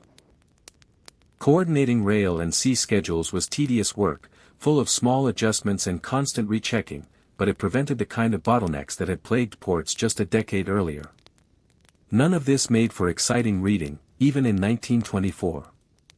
Newspapers covered shipwrecks, strikes, and record-breaking crossings, not manifest formatting or telegraph scheduling. Yet these small, procedural improvements were the actual machinery of American trade. They didn't inspire anyone. They simply worked, day after day, largely unnoticed. By year's end, nothing about American shipping looked fundamentally different to the average observer. Ships still sailed. Cargo still moved. But underneath that surface, 1,000 tiny procedural adjustments had made the entire system slightly more efficient, proof that history's quietest changes are often its most enduring ones. The Burricate family, Damietta, 1922. In the port city of Damietta, Egypt, in the autumn of 1922, the Burricate family lived a modest life connected loosely to the timber and grain ships that passed through their harbor. Nothing about their routine stood out. It followed the same steady pattern as most families in town. Mustafa Burricate worked as a scale operator at the grain docks, weighing sacks of wheat and rice before they were loaded onto smaller coastal vessels bound for Alexandria. The work was repetitive. He weighed each sack, recorded the number, and moved to the next. Some days brought dozens of shipments. Other days brought almost none. Either way, the routine rarely changed. His wife, Navila, managed their household around the unpredictable grain season. During harvest months, when shipments increased sharply, Mustafa worked long hours, and Navila adjusted the family's meals to whatever hour he happened to return. Their son, Fouad, age 11, often walked to the harbor after school simply to watch the loading process. He knew, without being taught, which sacks were wheat and which were rice, just from their shape and the way workers carried them. It wasn't anything special to him. It was simply part of the town's ordinary scenery. On Friday afternoons, relatives sometimes visited, and conversation naturally drifted toward harbor matters. How the grain season compared to the previous year, whether new merchants were entering the trade, or which boats had been delayed by weather along the coast. These weren't lively discussions. They were simply the familiar rhythm of daily talk in a town shaped by agricultural shipping. Their daughter, Samira, 13, helped a neighbor who kept basic records for a local grain merchant, learning to note quantities and prices in a simple ledger. It wasn't considered an unusual task for a girl her age. Many families in Damietta expected their children to pick up some practical skill connected to the grain trade sooner or later. By the end of 1922, nothing dramatic had changed for the Burricate family. Mustafa still weighed sacks at the same dock. Navila still adjusted dinner around the harvest season. Fouad still wandered the harbor after school, and Samira continued her quiet work with the merchant's ledger. Their life, steady and unremarkable, reflected something true about port families across Egypt during this era: ordinary days, shaped permanently by the boats and sacks that moved quietly through their town. The household of Sextus, Puteoli, 2nd century AD. In the bustling port of Puteoli, on the Bay of Naples, a modest family made their living amid the constant traffic of Roman merchant ships. Their days weren't marked by anything extraordinary. They simply followed the harbor's steady, familiar rhythm. Sextus Aurelius worked as a warehouse keeper, responsible for tracking amphorae of wine and oil stored in long stone buildings near the docks before they were shipped onward to Rome. The work was methodical rather than exciting. Each morning, he checked seals on the amphorae, recorded quantities on wax tablets, and confirmed nothing had been damaged or tampered with overnight. Some days brought new shipments. Other days were spent simply maintaining existing records. His wife, Claudia, ran their household according to the harbor's unpredictable pace. When large fleets arrived from Hispania or Gaul, Sextus worked longer hours, and Claudia adjusted the family's routine, keeping food ready whenever he finally returned home. Their son, Titus, aged 10, often wandered near the warehouses after his lessons, watching dockworkers roll heavy amphorae along stone ramps. He had picked up, without any formal teaching, a rough sense of which shipments came from which provinces, simply by observing the markings stamped into the clay jars. It wasn't considered special knowledge. It was simply part of growing up in a busy trading town. In the evenings, neighbors sometimes gathered outside their homes, and conversation naturally turned toward harbor matters, whether a particular fleet had arrived safely, whether prices for oil might shift because of a late shipment, or which merchant families were expanding their trading networks. These weren't lively debates. They were simply the ordinary talk of a community whose livelihood depended on ships arriving on schedule. Their daughter, Livia, 13, assisted a relative who managed accounts for a shipping merchant, learning to tally cargo figures and check them against delivery records. It wasn't seen as unusual work for a girl her age in Puteoli. Many families expected their children to eventually take on some practical role connected to the harbor's trade. By the close of the season, nothing dramatic had changed for Sextus's family. He still checked the same warehouse seals each morning. Claudia still adjusted household routines around unpredictable fleet arrivals. Titus still wandered the docks after lessons, and Livia continued her quiet work with the merchants' accounts. Their life, steady and unremarkable, reflected something true about ordinary families throughout the Roman world. Daily existence shaped not by dramatic events, but by the patient, repeated rhythm of ships arriving and departing, carrying goods that quietly sustained an empire. The household of Marcus, Alexandria's Roman quarter, 2nd century AD. In the Roman-administered port of Alexandria, Egypt, a modest family lived among the constant activity of one of the ancient world's busiest harbors. Their days weren't marked by anything extraordinary. They simply followed the familiar rhythm shared by most families connected to the grain trade. Marcus Cassius worked as a customs record keeper, stationed near the harbor to log incoming and outgoing cargo destined for Rome. Much of his work involved comparing shipment totals against official manifests, checking seals, and noting discrepancies for review. It was steady, unexciting labor. Some mornings brought a handful of ships. During the height of the grain shipping season, dozens might arrive within days of each other, each requiring the same careful documentation. His wife, Cornelia, ran their household according to the harbor's demanding schedule. When the grain fleet departed for Rome, Marcus often worked long hours finalizing records, and Cornelia adjusted the household's routine, preparing meals that could wait until his uncertain return. Their son, Quintus, aged 12, frequently visited the harbor after his studies, watching laborers load enormous grain ships bound for Ostia. He had come to recognize, simply through years of casual observation, which vessels were built for long voyages and which were smaller coastal ships used for shorter trips along the Egyptian coast. It wasn't formal knowledge. It was simply the everyday backdrop of growing up near Alexandria's harbor. In the evenings, relatives sometimes gathered for a modest meal, and conversation naturally turned toward harbor matters. Whether the grain fleet had departed on schedule, whether prices might shift in Rome because of a delayed shipment, or which officials were overseeing that season's customs inspections. these weren't particularly lively discussions.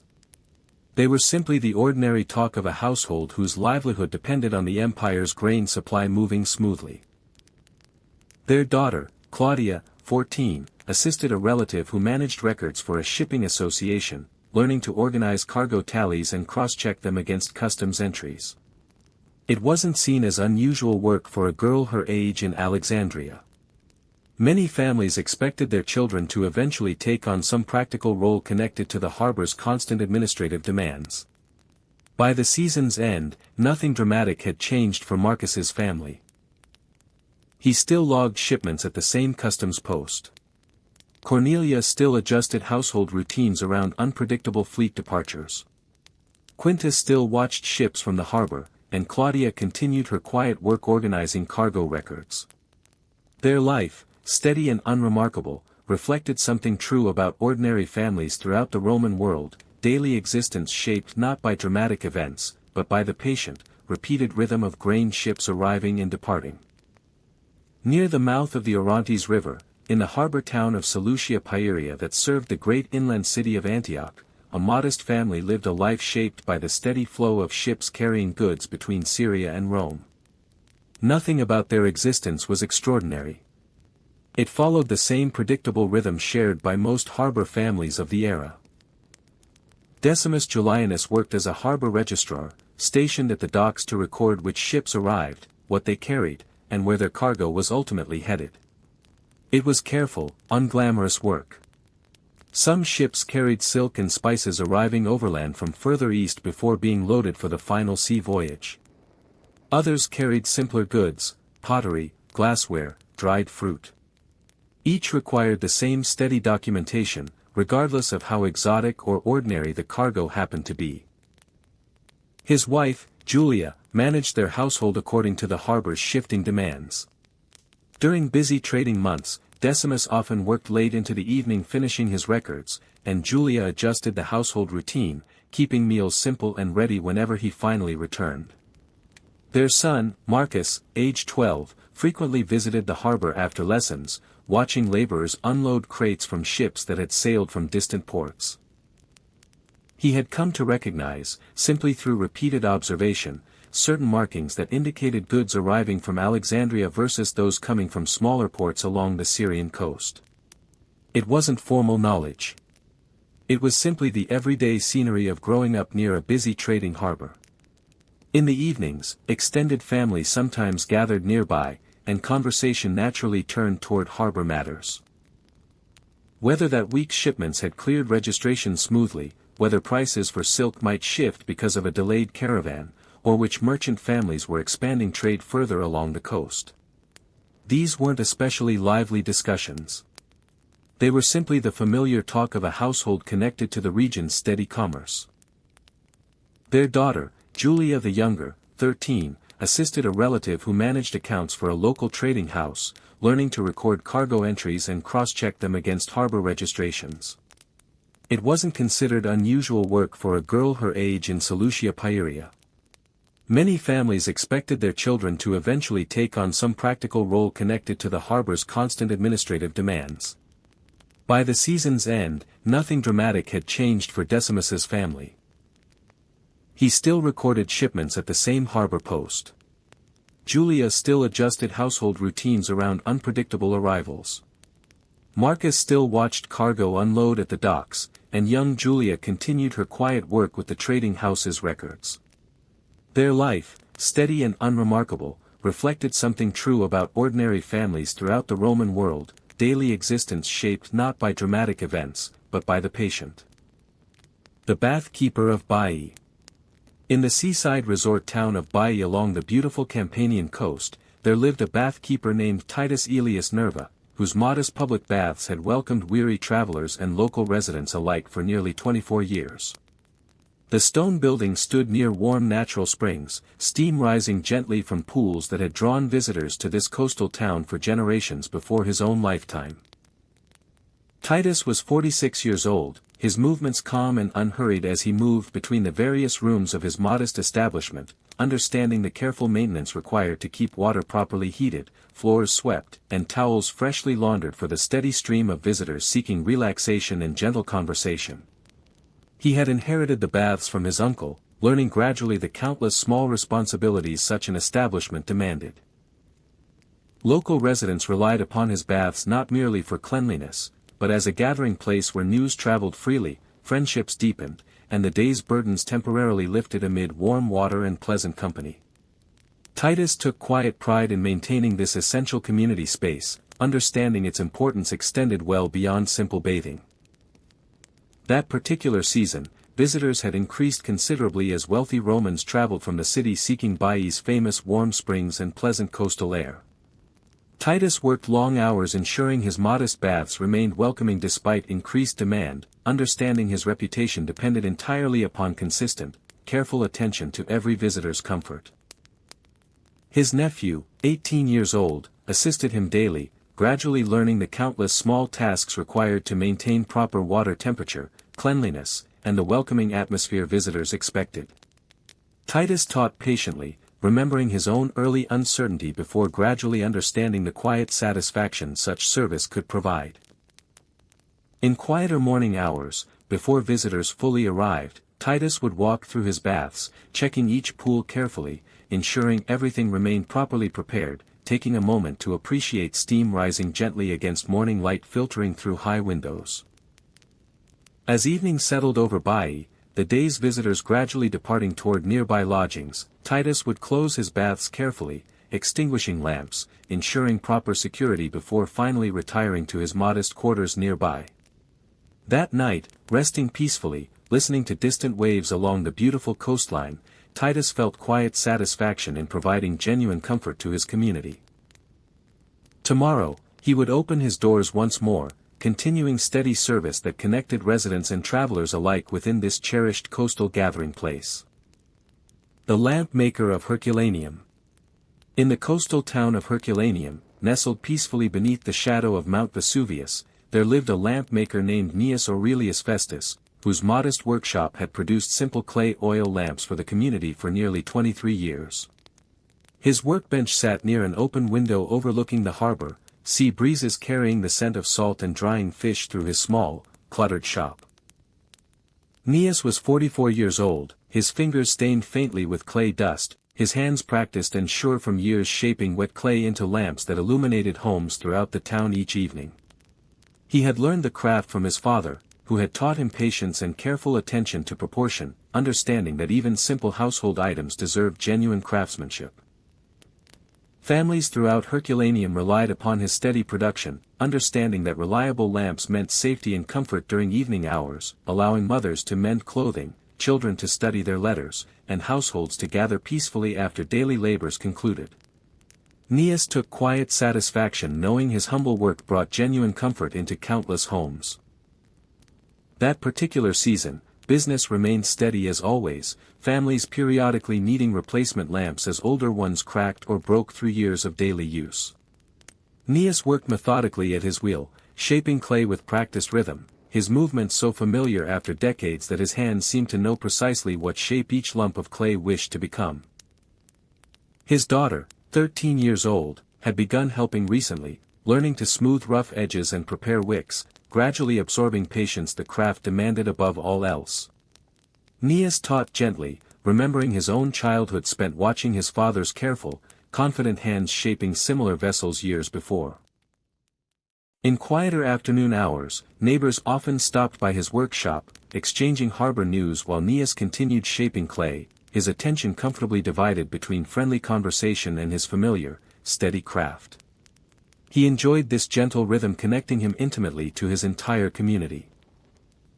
As evening settled over Herculaneum, golden light softening across rooftops, Gnaeus would carefully arrange his day's finished lamps upon wooden shelves, ready for tomorrow's customers, before finally closing his modest shop for the night.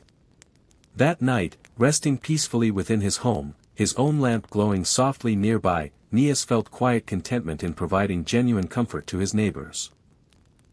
Tomorrow, he would return to his wheel, continuing patient work that brought gentle light into homes throughout his beloved coastal town.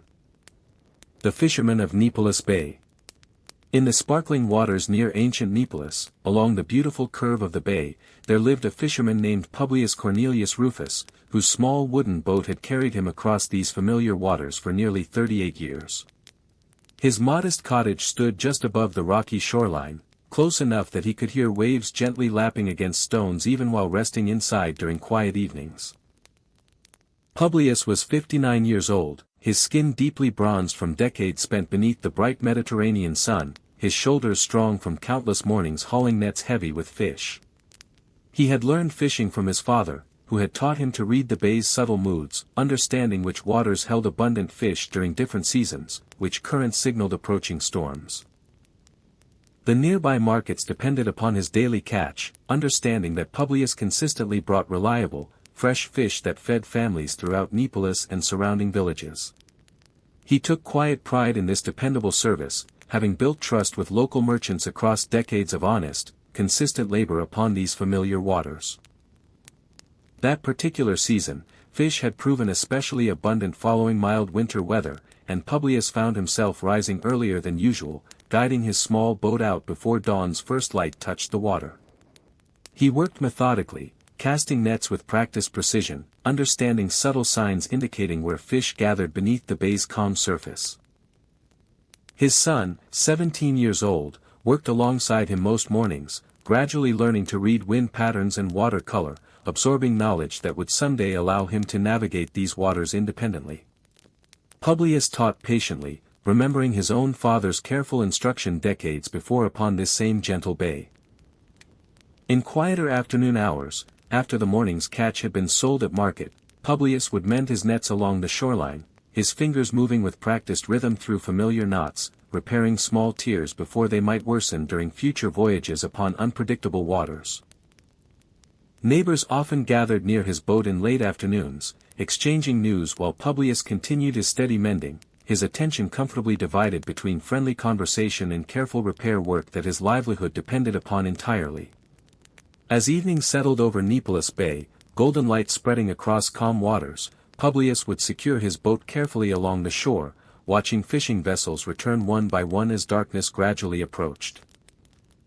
That night, resting peacefully within his modest cottage, listening to waves continuing their eternal rhythm against nearby rocks, Publius felt deep contentment in work connecting him intimately to both the sea and his entire coastal community. The family of Lucius, Ravenna, 2nd century AD.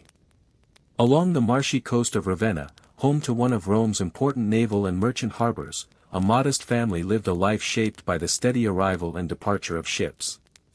Nothing about their existence was remarkable. It simply followed the same predictable rhythm shared by most harbor families of the era. Lucius Fabricius worked as a rope and rigging inspector, checking the cordage on merchant vessels before they departed for ports along the Adriatic coast. It was careful, unglamorous work. Each rope had to be examined for fraying or weakness, since a single failure at sea could endanger an entire crew. Most days brought no surprises at all. He simply inspected, approved, and moved on to the next ship. His wife, Fabia, managed their household according to the harbor's shifting demands. When naval vessels required urgent repairs, Lucius's hours stretched unpredictably, and Fabia adjusted the household rhythm, keeping meals simple and easy to prepare whenever he finally returned. Their son, Gaius, age 11, spent afternoons near the harbor, watching sailors coil heavy ropes and repair torn sails. He had learned, simply through repeated observation, to recognize the difference between naval vessels and ordinary merchant ships, based on their size and construction. It wasn't formal education. It was simply the everyday scenery of growing up in a harbor town. In the evenings, extended families sometimes gathered nearby, and conversation often drifted toward harbor matters, whether a particular merchant fleet had returned safely, whether new shipbuilders were settling in Ravenna, or which naval officials were overseeing repairs that season. These weren't especially exciting discussions. They were simply the familiar background noise of a household connected to maritime trade and naval activity alike. Their daughter, Fabricia, 13, helped a neighbor who supplied canvas and cordage to shipbuilders, learning to measure lengths of rope and record basic transactions. It wasn't considered unusual work for a girl her age in Ravenna. Many families expected at least one member to eventually contribute to the harbor's constant demand for maintenance and supplies. By the season's end, nothing dramatic had changed for Lucius's family. He still inspected ropes at the same docks. Fabia still adjusted household routines around unpredictable naval demands. Gaius still watched ships from the shore, and Fabricia continued her quiet work measuring cordage for local shipbuilders. Their life, steady and unremarkable, reflected something true about ordinary families throughout the Roman world. Daily existence shaped not by dramatic events, but by the patient, repeated rhythm of ships being maintained, loaded, and sent back out to sea. In the ancient Roman port of Gades, on the Atlantic coast of southern Hispania, a modest family lived a life shaped by the steady rhythm of ships involved in the salted fish and garum trade. Nothing about their days was extraordinary. It followed the same familiar pattern shared by most harbor families of the era. Gnaeus Aemilius worked as a fish salting overseer, managing workers who prepared and packed salted fish into large clay containers before they were loaded onto ships bound for Rome and other Mediterranean ports. It was steady, unglamorous labor. Each batch required careful timing and consistent salting proportions, since improperly preserved fish could spoil during the long voyage east. Most days followed the same routine. Checking vats, supervising packing, and recording quantities before ships departed. His wife, Aemilia, managed their household according to the fishing and shipping season. During peak months, when tuna runs brought heavy activity to the coast, Gnaeus worked longer hours, and Aemilia adjusted mealtimes, keeping food ready for whenever he finally returned.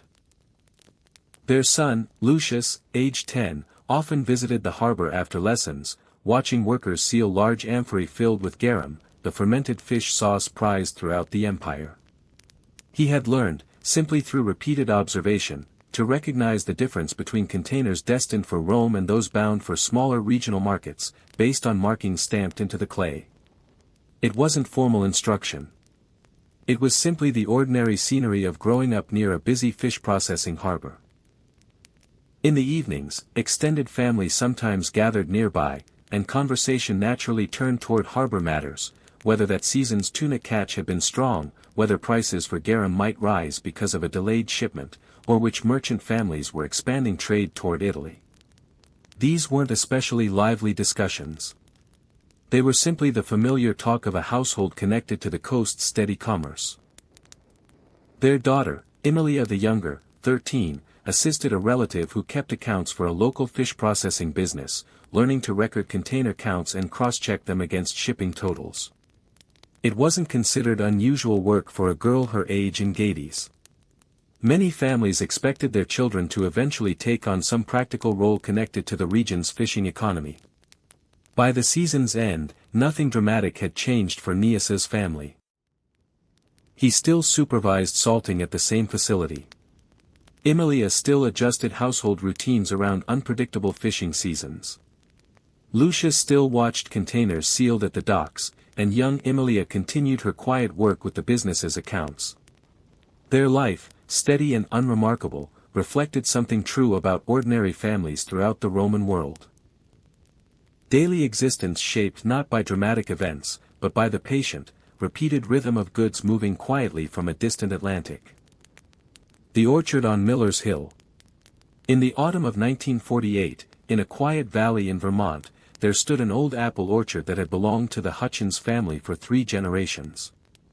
The trees, gnarled and silvery with age, stretched across the hillside in neat, patient rows, their branches heavy with fruit ready for harvest. Eleanor Hutchins was 62 that year, and she still rose before dawn each morning during harvest season, just as her mother had done, and her grandmother before that. The old farmhouse creaked pleasantly in the early morning stillness, its wooden floors worn smooth by decades of footsteps. She would walk out into the orchard as the sky turned soft shades of gray and lavender, carrying a woven basket that had belonged to her grandmother. The air smelled of damp earth, fallen leaves, and the sweet, faint scent of ripening apples. Mist clung low to the ground, drifting between the tree trunks like something alive and gentle. Eleanor's husband, Walter, had passed some years before, but she found comfort in the rhythm of the seasons, in work that connected her to those who came before. Her hands, though lined with age, still moved with practiced ease as she reached up to gather apples, twisting each one gently until it released from its branch. The orchard had survived many things over the years: harsh winters, a difficult war, years of drought and years of abundance. Yet each autumn, without fail, the trees produced their harvest, as though nothing in the world could disrupt this ancient, quiet promise between land and season. Eleanor's grandchildren would visit soon, driving up from the city for the weekend, eager to help with the harvest as their parents had once done. She smiled thinking of how her granddaughter loved to climb the lower branches, how her grandson insisted on carrying the heaviest baskets, though they were far too heavy for his small arms. As the morning light grew stronger, farmhands arrived to help with the larger harvest, their voices calling gently to one another across the rows, punctuated by the soft thud of apples dropping into wooden crates. The sound was familiar, comforting, a melody Eleanor had heard every autumn of her life.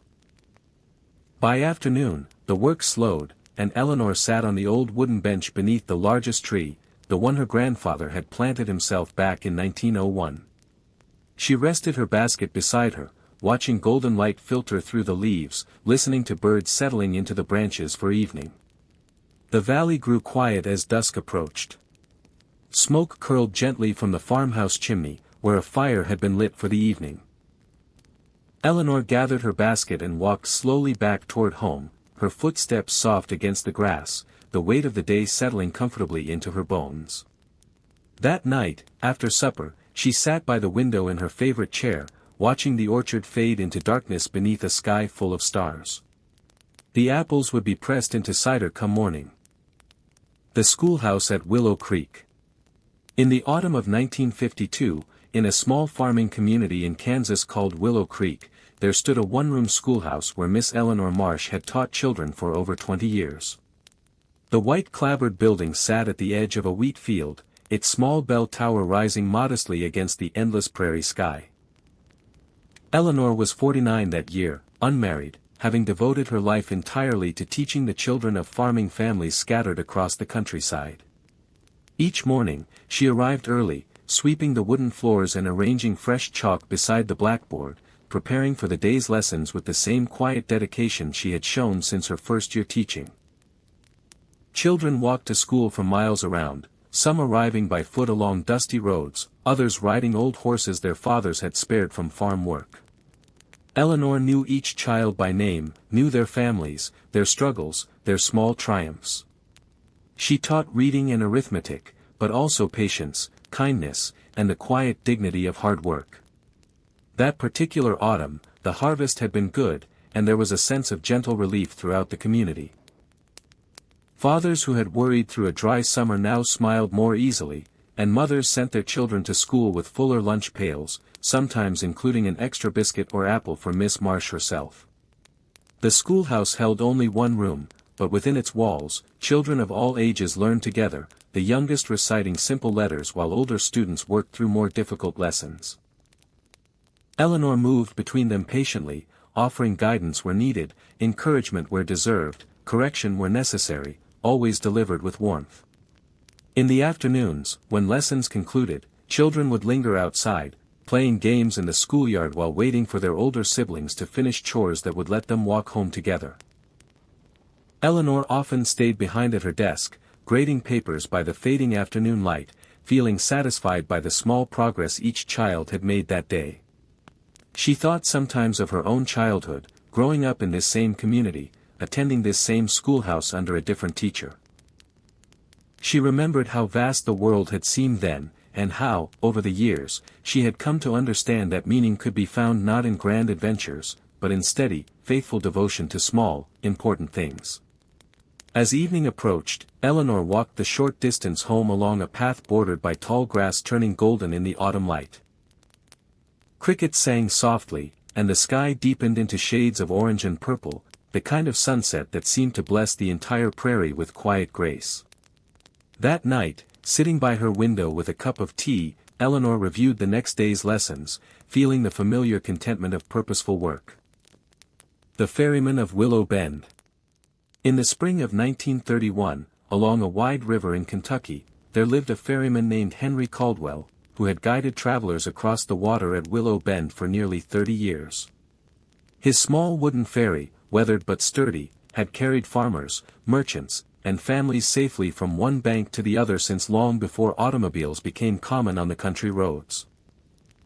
Henry was 61 that spring, his beard streaked with gray, his hands strong from decades of pulling ropes and guiding the heavy vessel against the current. Each morning, before the mist had fully lifted from the water, he would walk down to his small dock, checking the ropes and boards with the careful attention of a man who understood the river's quiet power. The town on either side of the river depended on him. Farmers needed to cross with their goods bound for market. Children crossed to attend the schoolhouse on the eastern bank.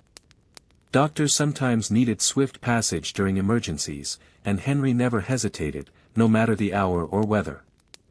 That particular spring, heavy rains had swollen the river higher than usual, and Henry worked with extra caution, reading the currents carefully, understanding when it was safe to cross and when patience was the wiser choice.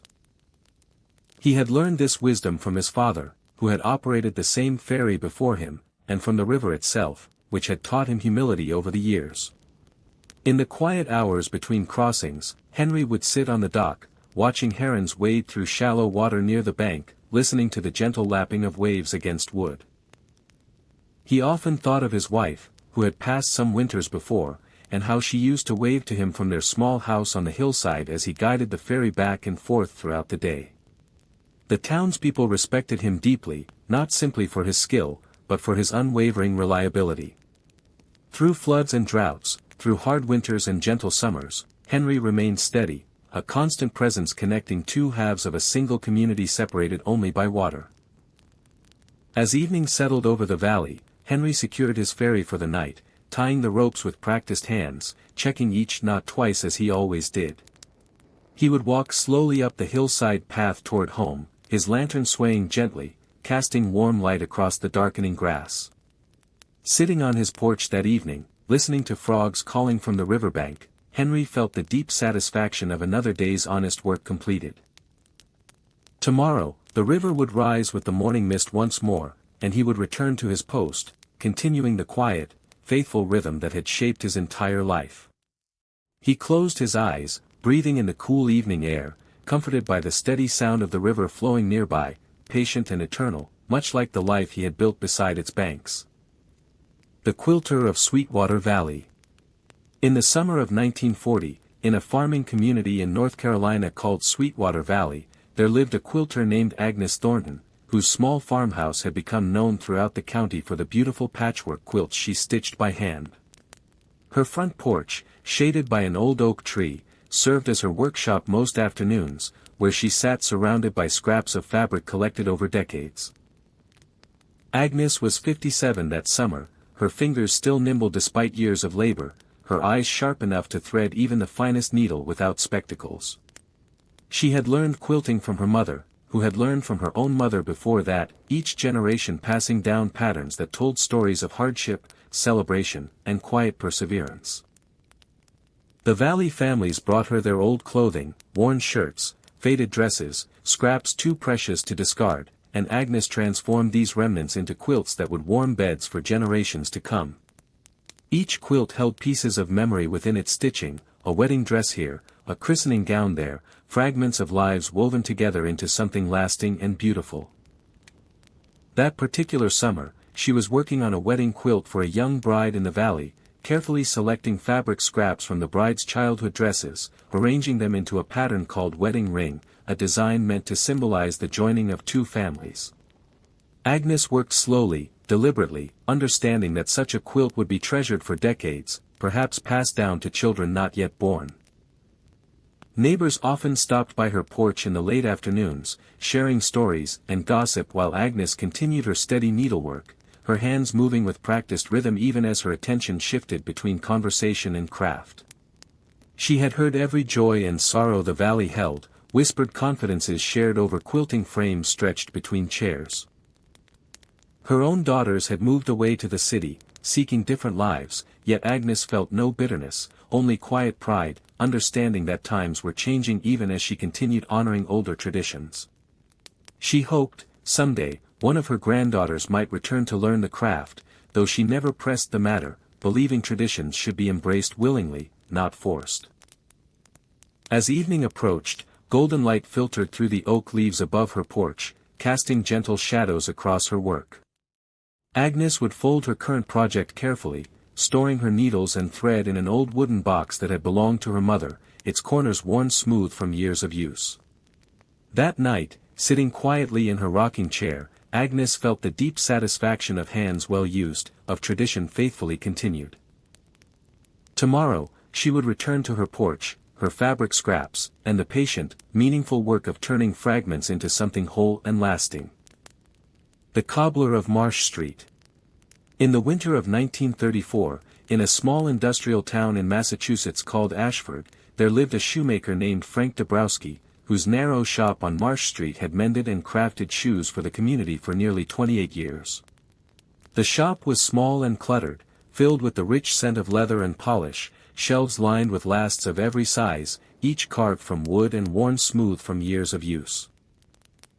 Frank was 59 that winter, his back slightly stooped from decades bent over his workbench, his hands strong and scarred from countless hours handling awls and needles. He had arrived from Poland as a young man, bringing with him only his father's cobbling tools and a determination to build a new life in America, learning English slowly while his hands spoke a universal language of craftsmanship. The town depended on him deeply, especially during those difficult economic years when new shoes were an unaffordable luxury for many families. Frank became known for his ability to resurrect shoes that seemed beyond repair, patching worn soles, replacing broken heels, stretching leather to accommodate growing children's feet without requiring an entirely new pair. That particular winter, work had increased considerably, mothers bringing in husbands' work boots, children's school shoes, anything that could be salvaged rather than replaced. Frank never rushed his work, understanding that each pair represented precious family resources, deserving careful attention regardless of how humble the shoes might be. Children often watched through his frosted window, mesmerized by the rhythmic tapping of his hammer, the careful way he threaded wax string through leather with practiced precision. Occasionally, he would wave them inside to warm themselves by his small stove, offering quiet company on particularly cold afternoons. In his rare quiet moments, Frank thought of his wife, who had passed some years earlier, and of his son, now grown and working in a nearby factory. He found comfort in his solitary craft, in the steady rhythm of hammer against leather, in knowing his work provided tangible comfort to neighbors facing uncertain times. As evening fell over Ashford, Frank would sweep his workbench clean, extinguish his lamp, and walk slowly home through streets dusted with fresh snow, his breath visible in the cold winter air, his thoughts settling into quiet contentment. That night, sitting beside his small stove, Frank felt the deep satisfaction of another day's honest labor. Tomorrow, he would return to his bench, continuing the patient, steady work of mending soles and spirits alike, one careful stitch at a time. The Beekeeper of Clover Hollow. In the summer of 1937, in a quiet farming valley in Kentucky called Clover Hollow, there lived a beekeeper named Martha Ellison, whose rows of wooden hives lined the hillside behind her family's farmhouse. She had tended bees for nearly 30 years, having learned the craft from her father, who kept hives long before her, back when horse-drawn wagons were the only way to carry honey to market. Martha was 55 that summer, her arms freckled from long hours in the sun, her movements calm and unhurried whenever she approached her hives, understanding that bees rewarded patience and punished haste. She wore no gloves most days, trusting the quiet understanding she had built with her bees over decades of careful, gentle handling. The valley depended on her in ways not always obvious. Farmers welcomed her bees for pollinating orchards and fields, and families throughout Clover Hollow relied on her honey, not just for sweetness, but for remedies passed down through generations, salves for burns, syrups for coughs, comfort during long winter illnesses. That particular summer had brought good rains, and clover bloomed abundantly across the hillsides, filling the air with sweetness and the steady hum of thousands of bees at work. Martha spent long mornings among her hives, checking frames heavy with golden comb, speaking softly to her bees as she worked, an old habit her father had taught her, believing bees sensed kindness and calm. In the afternoons, she extracted honey in her small barn, the air thick with sweetness, jars lining wooden shelves in neat, gleaming rows. Children from neighboring farms often visited, drawn by curiosity and the promise of a taste straight from the comb, watching wide-eyed as Martha worked without fear among gently buzzing swarms. She had never married, choosing instead a quiet life devoted to her bees and her father's land, finding deep contentment in the steady rhythm of seasons, in watching hives grow strong each spring and rest peacefully each winter. She understood loss too, having buried both parents on this same hillside, their memory woven into every hive she tended.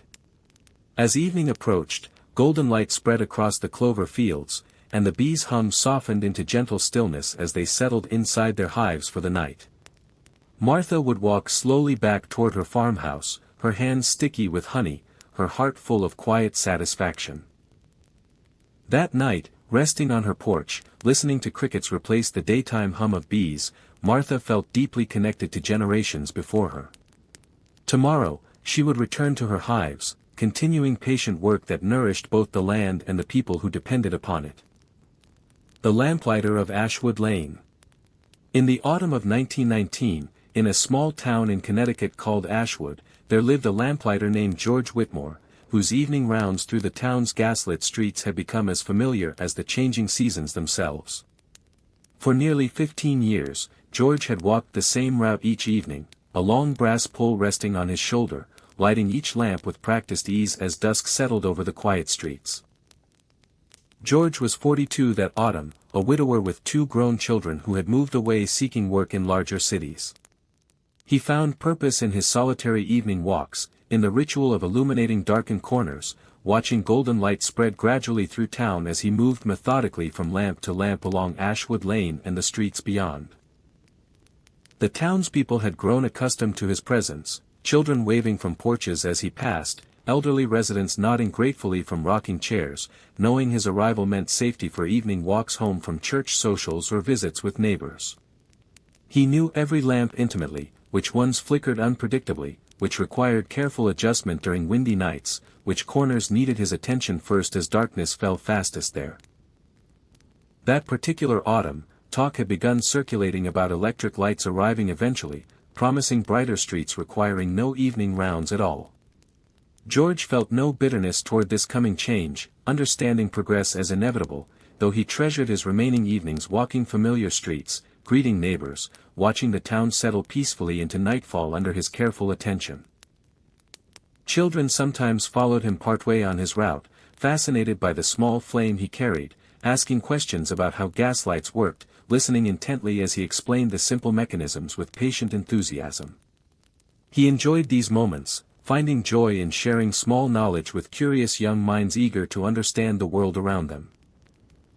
In the quiet hours before beginning his rounds, George would sit on his porch, watching the sky deepen into evening colors, preparing himself mentally for the peaceful solitude of his walk. He had grown to love this transitional hour, neither fully day nor night, filled with soft light and gentle stillness before darkness fully arrived. As his final lamp flickered to life each evening, George would pause briefly, admiring the gentle glow spreading across town, feeling quiet pride in his small but meaningful contribution to his neighbors' safety and comfort. That night, walking home along streets now softly illuminated, George felt the deep satisfaction of purposeful work faithfully completed. Tomorrow evening, he would rise again to his familiar task, continuing the steady, comforting rhythm that connected him gently to his entire community. The weaver of Coldwater Mill. In the summer of 1933, in a small textile town in South Carolina called Coldwater, there lived a weaver named Ruth Calhoun, who had worked the looms at the old cotton mill for nearly 20 years. The mill stood beside a wide, slow-moving river, its brick walls weathered by decades of sun and rain, its windows often left open during summer months to catch whatever breeze the river offered. Ruth was 44 that summer, her hands quick and sure at the loom, her ears attuned to the rhythmic clatter of machinery that had become as familiar to her as her own heartbeat. She had begun working at the mill as a girl of 16, learning the trade from older women who treated her with patient kindness, teaching her not just technique, but the quiet endurance required for a lifetime spent among spinning threads. The mill employed nearly the entire town, families depending on its steady wages through good years and lean ones alike. Ruth had raised 3 children on what she earned there, waking before dawn each day to prepare breakfast before walking the short distance to begin her shift, her days measured by the mill's steady rhythm rather than the sun's slow arc overhead. That particular summer, work had been steady, cotton prices recovering somewhat after difficult years, and Ruth felt a cautious relief shared throughout the mill village. She worked alongside women she had known her entire life, their friendships forged through shared labor, quiet conversations exchanged over the roar of machinery, support offered during illness, childbirth, and loss. During brief breaks, workers gathered near open windows, welcoming whatever breeze drifted up from the river, sharing bits of gossip and news from town, finding small moments of levity amid demanding labor. Ruth cherished these fleeting exchanges, understanding they sustained her through long hours of repetitive, exhausting work. In the evenings, walking home along dusty roads lined with modest mill houses, Ruth would pass neighbors sitting on porches, exchanging greetings, feeling the deep sense of community that bound this small town together through shared struggle and quiet resilience. As night fell over Coldwater, Ruth would sit briefly on her own porch, listening to crickets and distant voices, feeling her tired muscles slowly relax after another long day's labor. That night, resting quietly, Ruth felt the deep, weary satisfaction of honest work completed. Tomorrow, she would rise again before dawn, returning to her loom, continuing the steady rhythm that sustained both her family and the entire mill town she called home. The printer of Barrow Street. In the winter of 1926, in a small town in New Jersey called Barrow Falls, there lived a printer named Elias Hargrove, whose modest shop had produced the town's weekly newspaper for nearly 22 years. The shop sat above a hardware store on Barrow Street, its windows often steamed from the heat of the printing press that dominated the cramped back room. Elias was 50 that winter, ink permanently staining the creases of his hands, his eyesight sharpened by years spent arranging tiny metal type into columns of careful text. He had learned the trade as an apprentice in Philadelphia before returning home to Barrow Falls, determined to give his town a voice of its own, however small the circulation might be. The newspaper carried modest news, births and marriages, church socials, crop reports, and the occasional notice of a barn raising or town meeting. Yet Elias understood its importance to the community, how families clipped announcements to send relatives who had moved away, how farmers relied on his weather notes, how the entire town gathered its shared identity from the pages he set by hand each Wednesday night. That particular winter, an unusually harsh cold spell had settled over the region, and Elias found himself printing extra notices about frozen pipes, closed roads, and the town council's relief efforts for families struggling to keep warm. He worked later than usual those weeks, understanding that accurate, timely information mattered more than ever during difficult stretches of weather. His apprentice, a quiet young man named Thomas, worked alongside him most evenings, learning to set type with the same careful patience Elias had once learned from his own teacher.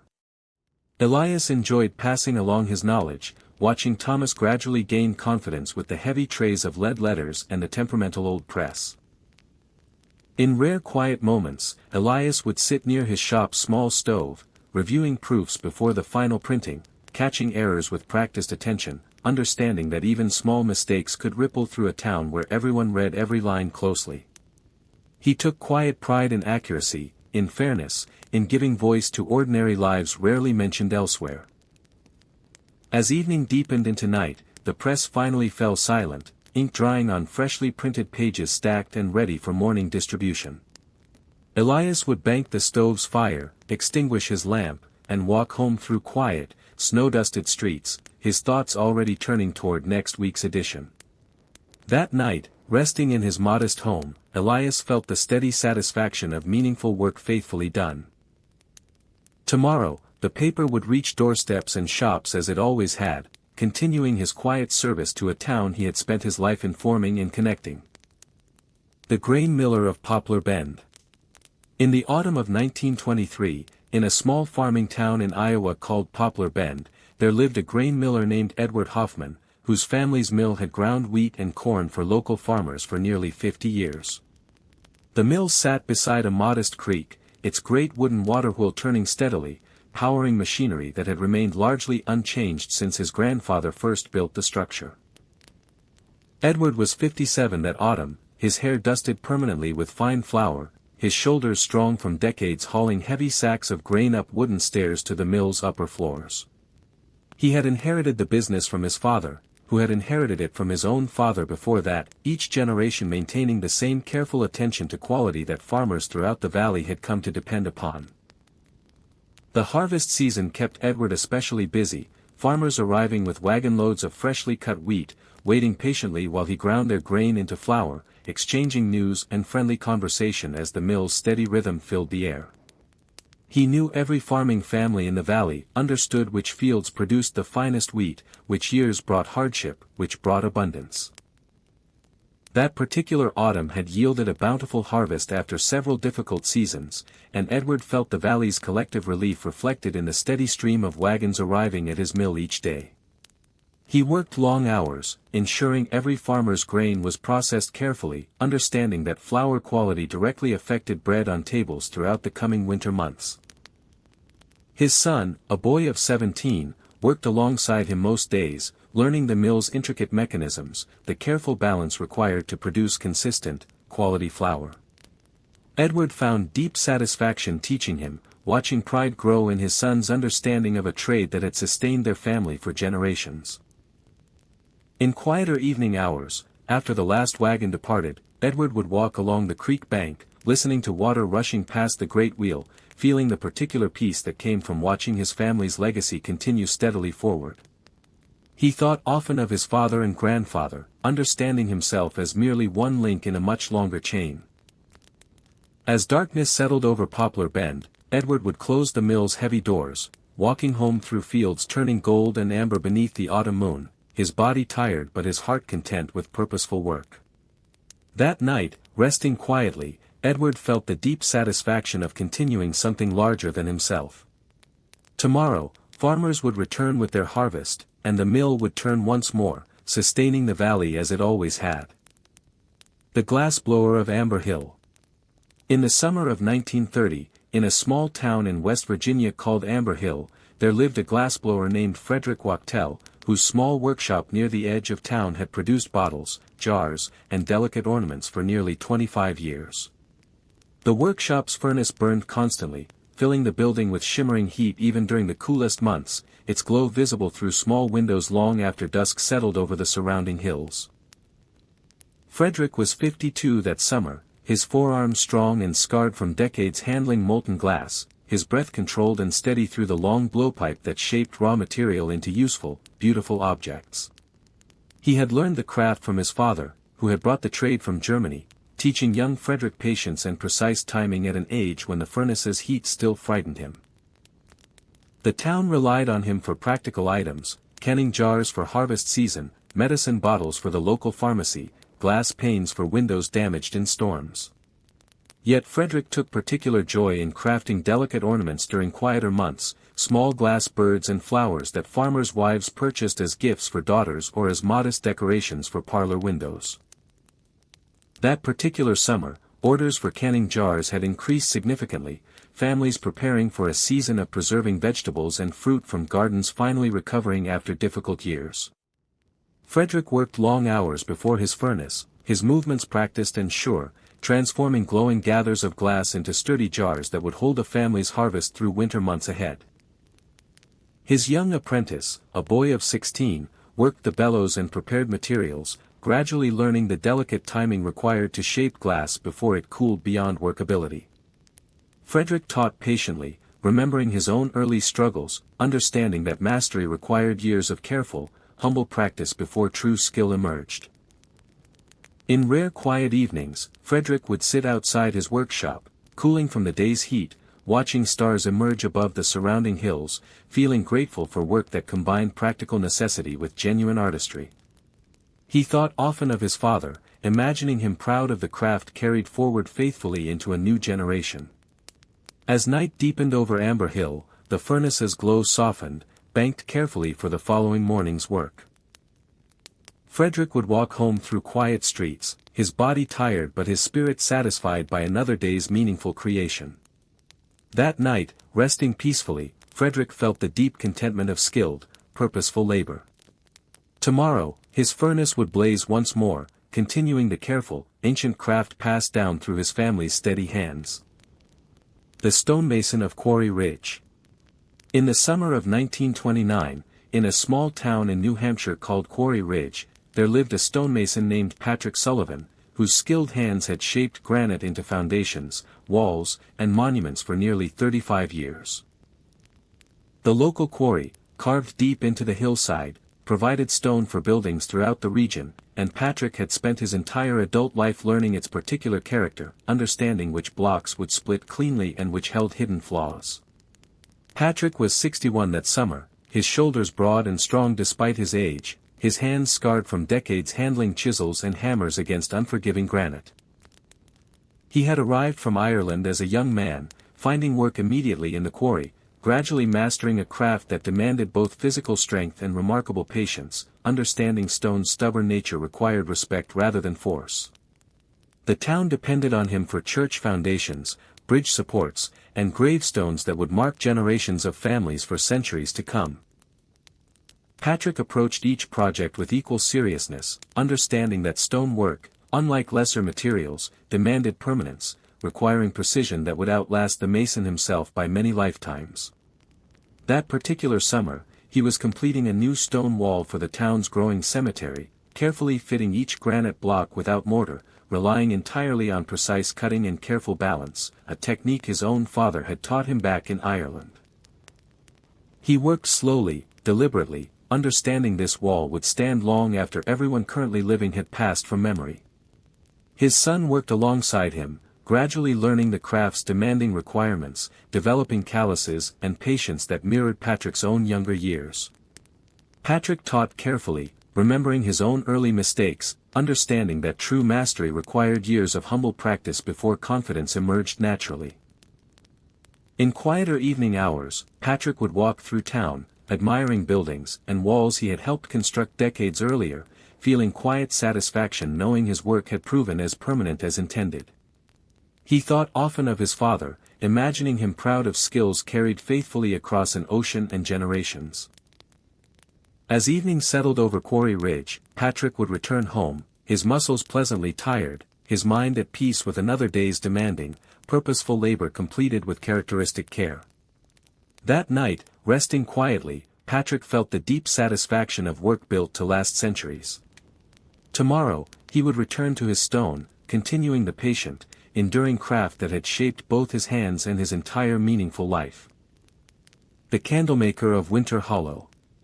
In the autumn of 1921, in a small town in Vermont called Winter Hollow, there lived a candlemaker named Abigail Foss, whose small workshop behind her farmhouse had produced candles for the community for nearly 20 years. She rendered tallow and beeswax herself, working carefully over a modest fire, understanding the precise temperatures required before dipping wicks repeatedly into the warm, fragrant liquid. Abigail was 45 that autumn, widowed for nearly a decade, having taken up her late husband's small candle-making business to support herself and her 2 children. Her hands moved with practiced patience, dipping wicks again and again, building layers gradually until sturdy candles emerged, ready to light homes throughout the surrounding countryside once electricity remained scarce in rural areas. The townspeople relied on her steady supply, particularly as winter approached and daylight grew shorter, families needing reliable candles for evening chores, reading, and simple companionship against the darkness. Abigail understood this quiet necessity, working diligently through autumn months to ensure her neighbors never faced winter without adequate light. That particular autumn, she had experimented with scented candles using dried lavender and cedar shavings gathered from nearby woods, offering small luxuries alongside her practical everyday candles. Farmers' wives appreciated these thoughtful additions, small comforts during otherwise difficult, laborious lives spent managing households and children. Her daughter, 12 years old, helped after school, learning to trim wicks and arrange finished candles for sale, gradually absorbing her mother's careful, patient techniques. Abigail taught gently, understanding this small trade might someday support her daughter as it had supported her own family through difficult years following her husband's passing. In quieter afternoons, neighbors would stop by her workshop, exchanging news while Abigail continued her steady dipping, the workshop filled with the sweet scent of beeswax and rendered tallow. She found comfort in this rhythm, in providing something essential and useful to families throughout her small community. As evening settled over Winter Hollow, Abigail would extinguish her workshop fire, gathering her children for supper, grateful for work that sustained her family while serving her neighbors' genuine needs. That night, resting quietly by candlelight of her own making, Abigail felt deep satisfaction in her steady, necessary craft. Tomorrow, she would return to her workshop, continuing patient work that brought light into homes throughout the gathering darkness of approaching winter. In the peaceful countryside of ancient Campania, not far from the Bay of Naples, there lived a vintner named Gaius Livius Sabinus, whose sprawling vineyards had produced wine for the region for nearly 4 decades. The hillside terraces stretched gently toward the horizon, rows of grapevines trained carefully along wooden trellises, their leaves rustling softly beneath the warm afternoon sun. Gaius was 60 years old, his back slightly bent from decades spent tending vines, his hands permanently stained faint purple from countless harvests of dark, sweet grapes. He had learned viticulture from his own father, who had planted many of these very vines, teaching Gaius patience and careful observation long before he understood their deeper wisdom. The local villages relied on his wine for daily meals, festivals honoring the gods, and simple gatherings among friends and family. Gaius took great care in his craft, understanding that good wine required not just skilled pressing, but patient aging within clay amphorae stored carefully in his cool, stone cellar beneath the villa. That particular season had brought a bountiful harvest, grapes swollen with sweetness after generous autumn rains. Gaius rose each morning before sunrise, walking among his vines with quiet reverence, inspecting clusters carefully, determining precisely when each row had reached perfect ripeness for the harvest that would soon begin. His daughter, 16 years old, worked alongside him during harvest season, her small hands quick among the vines, gradually learning which clusters held the finest sweetness, which required another few days of sun before picking. Gaius taught her patiently, remembering his own childhood spent learning these same hillside paths from his father. Workers gathered each morning during harvest, singing traditional songs as they moved methodically through the terraces, filling woven baskets with dark, fragrant grapes destined for the great stone pressing vats. Gaius often joined the pressing himself, feeling grapes burst beneath bare feet, the sweet juice flowing steadily into waiting vessels below. In quieter evening hours, after the day's labor concluded, Gaius would walk alone among his vines, watching the sun descend behind distant hills, the sky deepening into shades of amber and rose above the peaceful Campanian countryside. He often paused to touch the oldest vines, planted by his grandfather, feeling connected to generations of careful cultivation. As evening fully settled, Gaius would return to his modest villa, sharing bread, olives, and a cup of last season's wine with his family, grateful for another day spent honoring an ancient craft passed down faithfully through generations. That night, resting peacefully as cicadas sang softly beneath star-filled skies, Gaius felt the deep contentment of tending something timeless. Tomorrow, he would return to his beloved vines, continuing patient work that connected him intimately to both. The Potter of Arretium. In the quiet hill town of Arretium in ancient Italy, there lived a potter named Lucius Cassius Varro, whose small workshop had produced fine red-glazed pottery for the region for nearly 35 years. His workshop stood beside a modest kiln, its walls blackened from decades of firing, smoke often curling gently into the warm Tuscan sky above rows of terracotta rooftops. Lucius was 58 years old, his fingers permanently stained with fine red clay, his hands steady and sure from decades spent shaping vessels upon his simple wooden wheel. He had learned the craft from his father, who had built the workshop generations earlier, teaching Lucius patience and precise timing required to transform ordinary clay into vessels prized throughout the countryside. Merchants traveled considerable distances to purchase his finely made bowls, cups, and storage jars, understanding that Arretium's pottery held particular reputation for quality and lasting durability. Lucius took quiet pride in this recognition, earned through decades of careful attention to proportion, thickness, and the precise temperatures required within his kiln. That particular season, orders had increased steadily as merchants prepared shipments bound for distant ports across the sea. Lucius worked long days at his wheel, his foot maintaining steady rhythm against the spinning mechanism below, his hands guiding wet clay upward into graceful, familiar shapes he had perfected across decades of practiced repetition. His young apprentice, a boy of 14, worked alongside him, learning gradually to center clay properly upon the wheel, absorbing patience required before confidence could emerge naturally. Lucius taught steadily, remembering his own early frustrations, understanding mastery demanded years of humble practice before true skill developed. In quieter afternoon hours, Lucius would sit near his kiln, watching carefully as fire consumed carefully stacked wood, monitoring temperature through small openings, understanding that proper firing required careful attention lest months of careful shaping be ruined through impatience or carelessness. Neighbors often stopped by his workshop, exchanging news while Lucius continued his steady work, his attention divided comfortably between friendly conversation and the clay spinning steadily beneath his experienced hands. He found deep contentment in this familiar rhythm, connecting him to both his community and his ancestors. As evening settled over Arretium, golden light filtering through workshop windows, Lucius would bank his kiln fire carefully, ensuring proper cooling through the night ahead. He would walk home through quiet streets, his body tired but satisfied by another day's meaningful, skilled labor. That night, resting peacefully within his modest home, Lucius felt the deep satisfaction of craft passed down faithfully through generations. The Bath Keeper of Baiae. In the seaside resort town of Baiae along the beautiful Campanian coast, there lived a bath keeper named Titus Aelius Nerva, whose modest public baths had welcomed weary travelers and local residents alike for nearly 24 years. The stone building stood near warm natural springs, steam rising gently from pools that had drawn visitors to this coastal town for generations before his own lifetime. Titus was 46 years old, his movements calm and unhurried as he moved between the various rooms of his modest establishment, understanding the careful maintenance required to keep water properly heated, floors swept, and towels freshly laundered for the steady stream of visitors seeking relaxation and gentle conversation. He had inherited the baths from his uncle, learning gradually the countless small responsibilities such an establishment demanded. Local residents relied upon his baths not merely for cleanliness, but as a gathering place where news traveled freely, friendships deepened, and the day's burdens temporarily lifted amid warm water and pleasant company.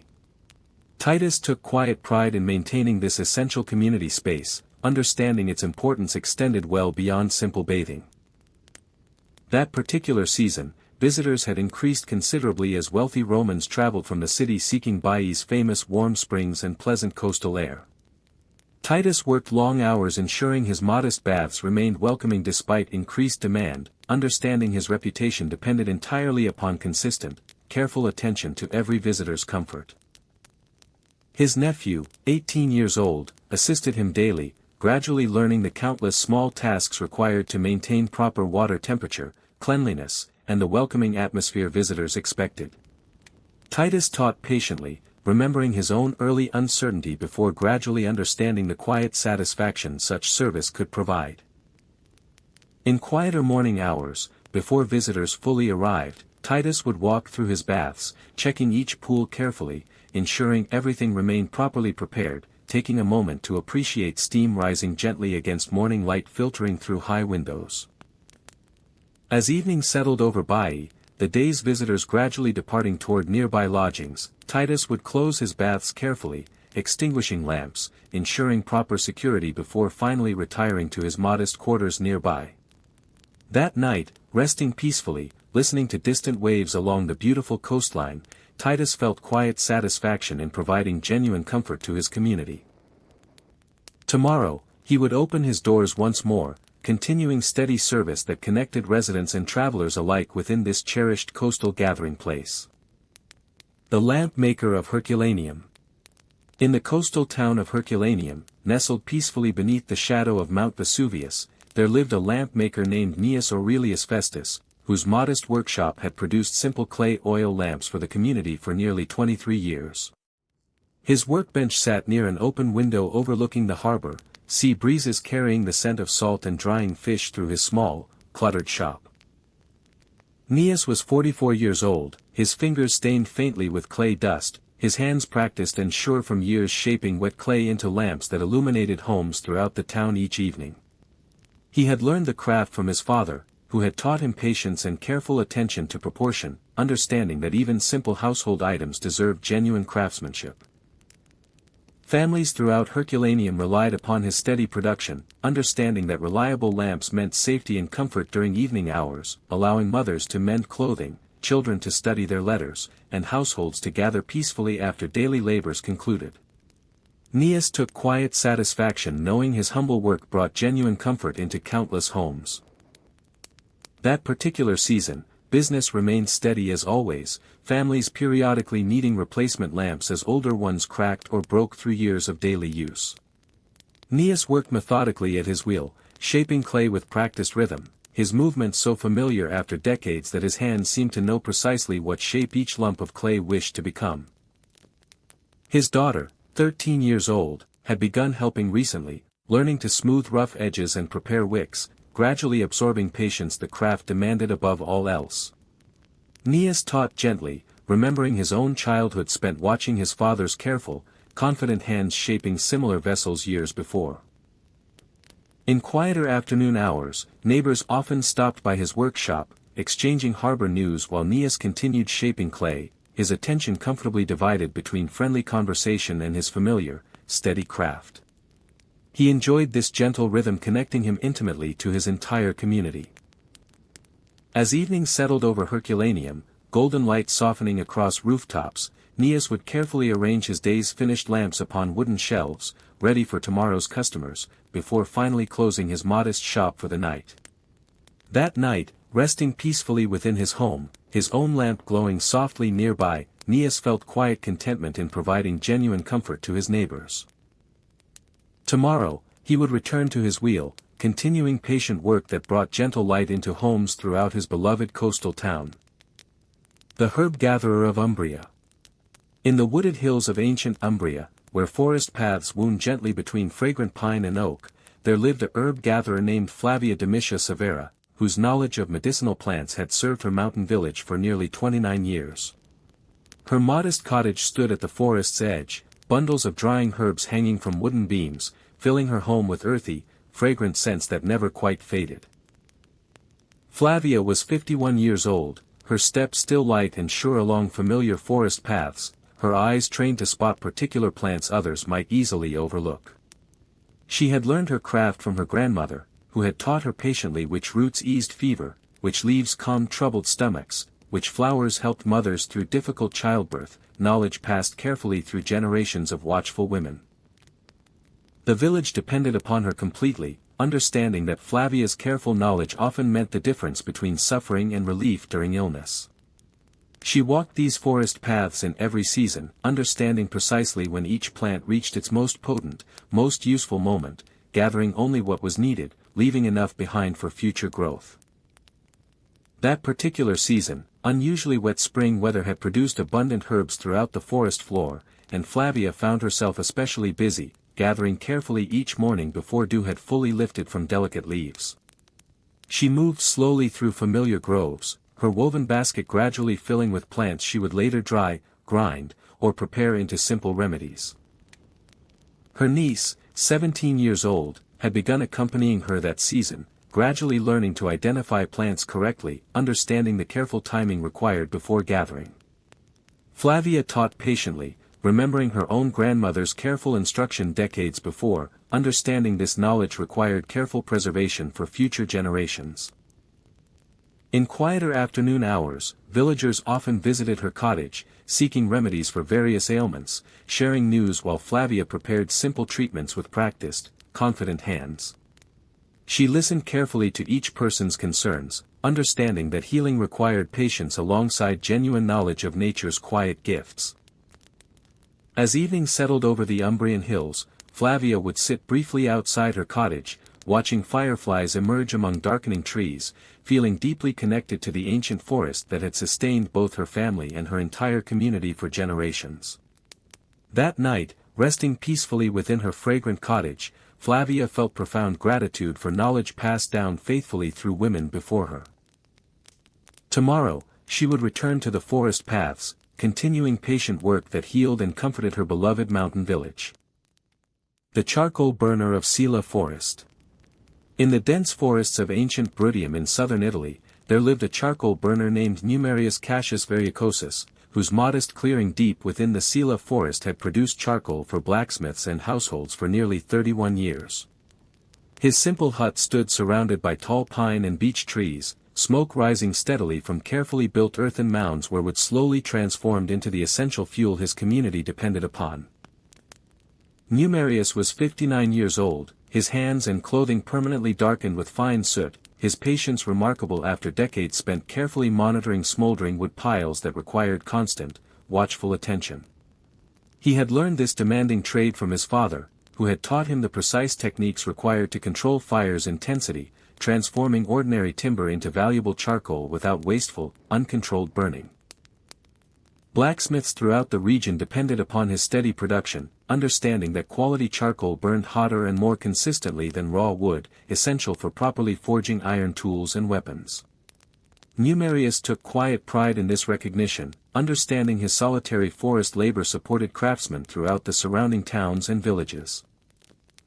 That particular season, demand had increased steadily as blacksmiths prepared for busy planting season repairs, and Numerius found himself constructing several earthen mounds simultaneously, carefully monitoring each one's controlled burn throughout both day and night. He slept in brief intervals near his mounds, understanding that careless neglect could ruin days of careful preparation. His son, 22 years old, worked alongside him, gradually learning to read smoke color and intensity, absorbing patience this demanding, solitary trade required above all else.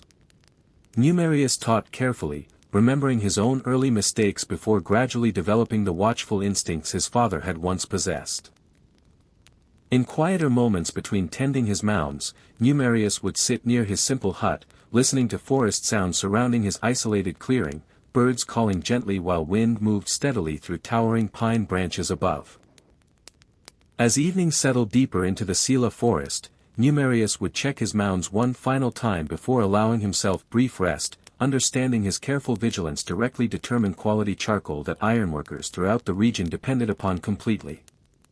That night, resting briefly within his humble hut, Numerius felt quiet satisfaction in solitary, essential labor. Tomorrow, he would continue his careful, patient watch, sustaining blacksmiths and craftsmen throughout the countryside from his isolated forest home. The papyrus maker of Thebes. Along the fertile banks of the Nile River near ancient Thebes, there lived a papyrus maker named Senmet, whose modest workshop had transformed river reeds into writing material for nearly 28 years. His workshop stood close to the water's edge, bundles of freshly cut papyrus reeds drying beneath the warm Egyptian sun, their pale green stalks stacked carefully awaiting his patient, practiced hands. Senmet was 51 years old, his fingers calloused from decades spent slicing reed pith into thin strips, arranging them carefully in overlapping layers before pressing them together into smooth, usable sheets. He had learned this ancient craft from his father, who had taught him precise techniques passed down through countless generations along these same fertile riverbanks. Scribes throughout Thebes depended upon his careful work, understanding that Senmet produced papyrus sheets smooth and consistent enough for recording temple records, royal decrees, and the careful accounts that sustained Egypt's vast administrative system. He took quiet pride in this essential contribution, understanding his humble craft supported knowledge preserved across generations. That particular season, the Nile's flooding had proven generous, producing abundant reed growth along the riverbanks, and Senmet found himself especially busy, harvesting reeds each morning before the day's heat grew overwhelming. He worked methodically within his shaded workshop, slicing, arranging, and pressing with rhythm perfected across decades of careful practice. His son, 19 years old, worked alongside him, gradually learning the subtle pressure and timing required to produce properly bonded papyrus sheets, understanding that rushed work inevitably produced weak, unusable material. Senmet taught patiently, remembering his own father's careful instruction beside this same peaceful river years before. In quieter afternoon hours, Senmet would walk along the riverbank, watching fishing boats drift past, listening to distant sounds of temple ceremonies carried gently on warm afternoon air, feeling connected to the ancient rhythms that had sustained his family for generations upon this sacred river's edge. As evening settled over Thebes, golden light spreading across the wide, slow-moving Nile, Senmet would gather his day's finished papyrus sheets, storing them carefully before returning to his modest home nearby. That night, resting peacefully as cool evening air drifted from the river, Senmet felt deep satisfaction in preserving knowledge for generations yet to come. Tomorrow, he would return to his workshop, continuing patient, ancient work connecting him intimately to Egypt's timeless, flowing river. The beekeeper of the Fayum Oasis. In the fertile Fayum Oasis west of the Nile, where irrigation canals wound gently between date palms and fig orchards, there lived a beekeeper named Amenhotep, whose rows of clay hives had produced honey for the surrounding villages for nearly 26 years. His modest farmstead stood near a quiet canal, the air filled each morning with the gentle hum of bees moving steadily between blossoming orchards. Amenhotep was 50 years old, his weathered hands calm and unhurried whenever he approached his hives, understanding bees required patience and gentle confidence rather than hurried, nervous movements. He had learned beekeeping from his father, who had kept hives along this same canal, teaching him careful techniques for calming bees using gentle smoke and slow, deliberate motion. Villages throughout the oasis depended upon his honey, valued not only for its sweetness but also for offerings made at local shrines and remedies used to treat wounds and coughs, knowledge passed down through generations of careful observation. Amenhotep took quiet pride in supplying this essential product, understanding his bees connected him meaningfully to his entire community's daily life.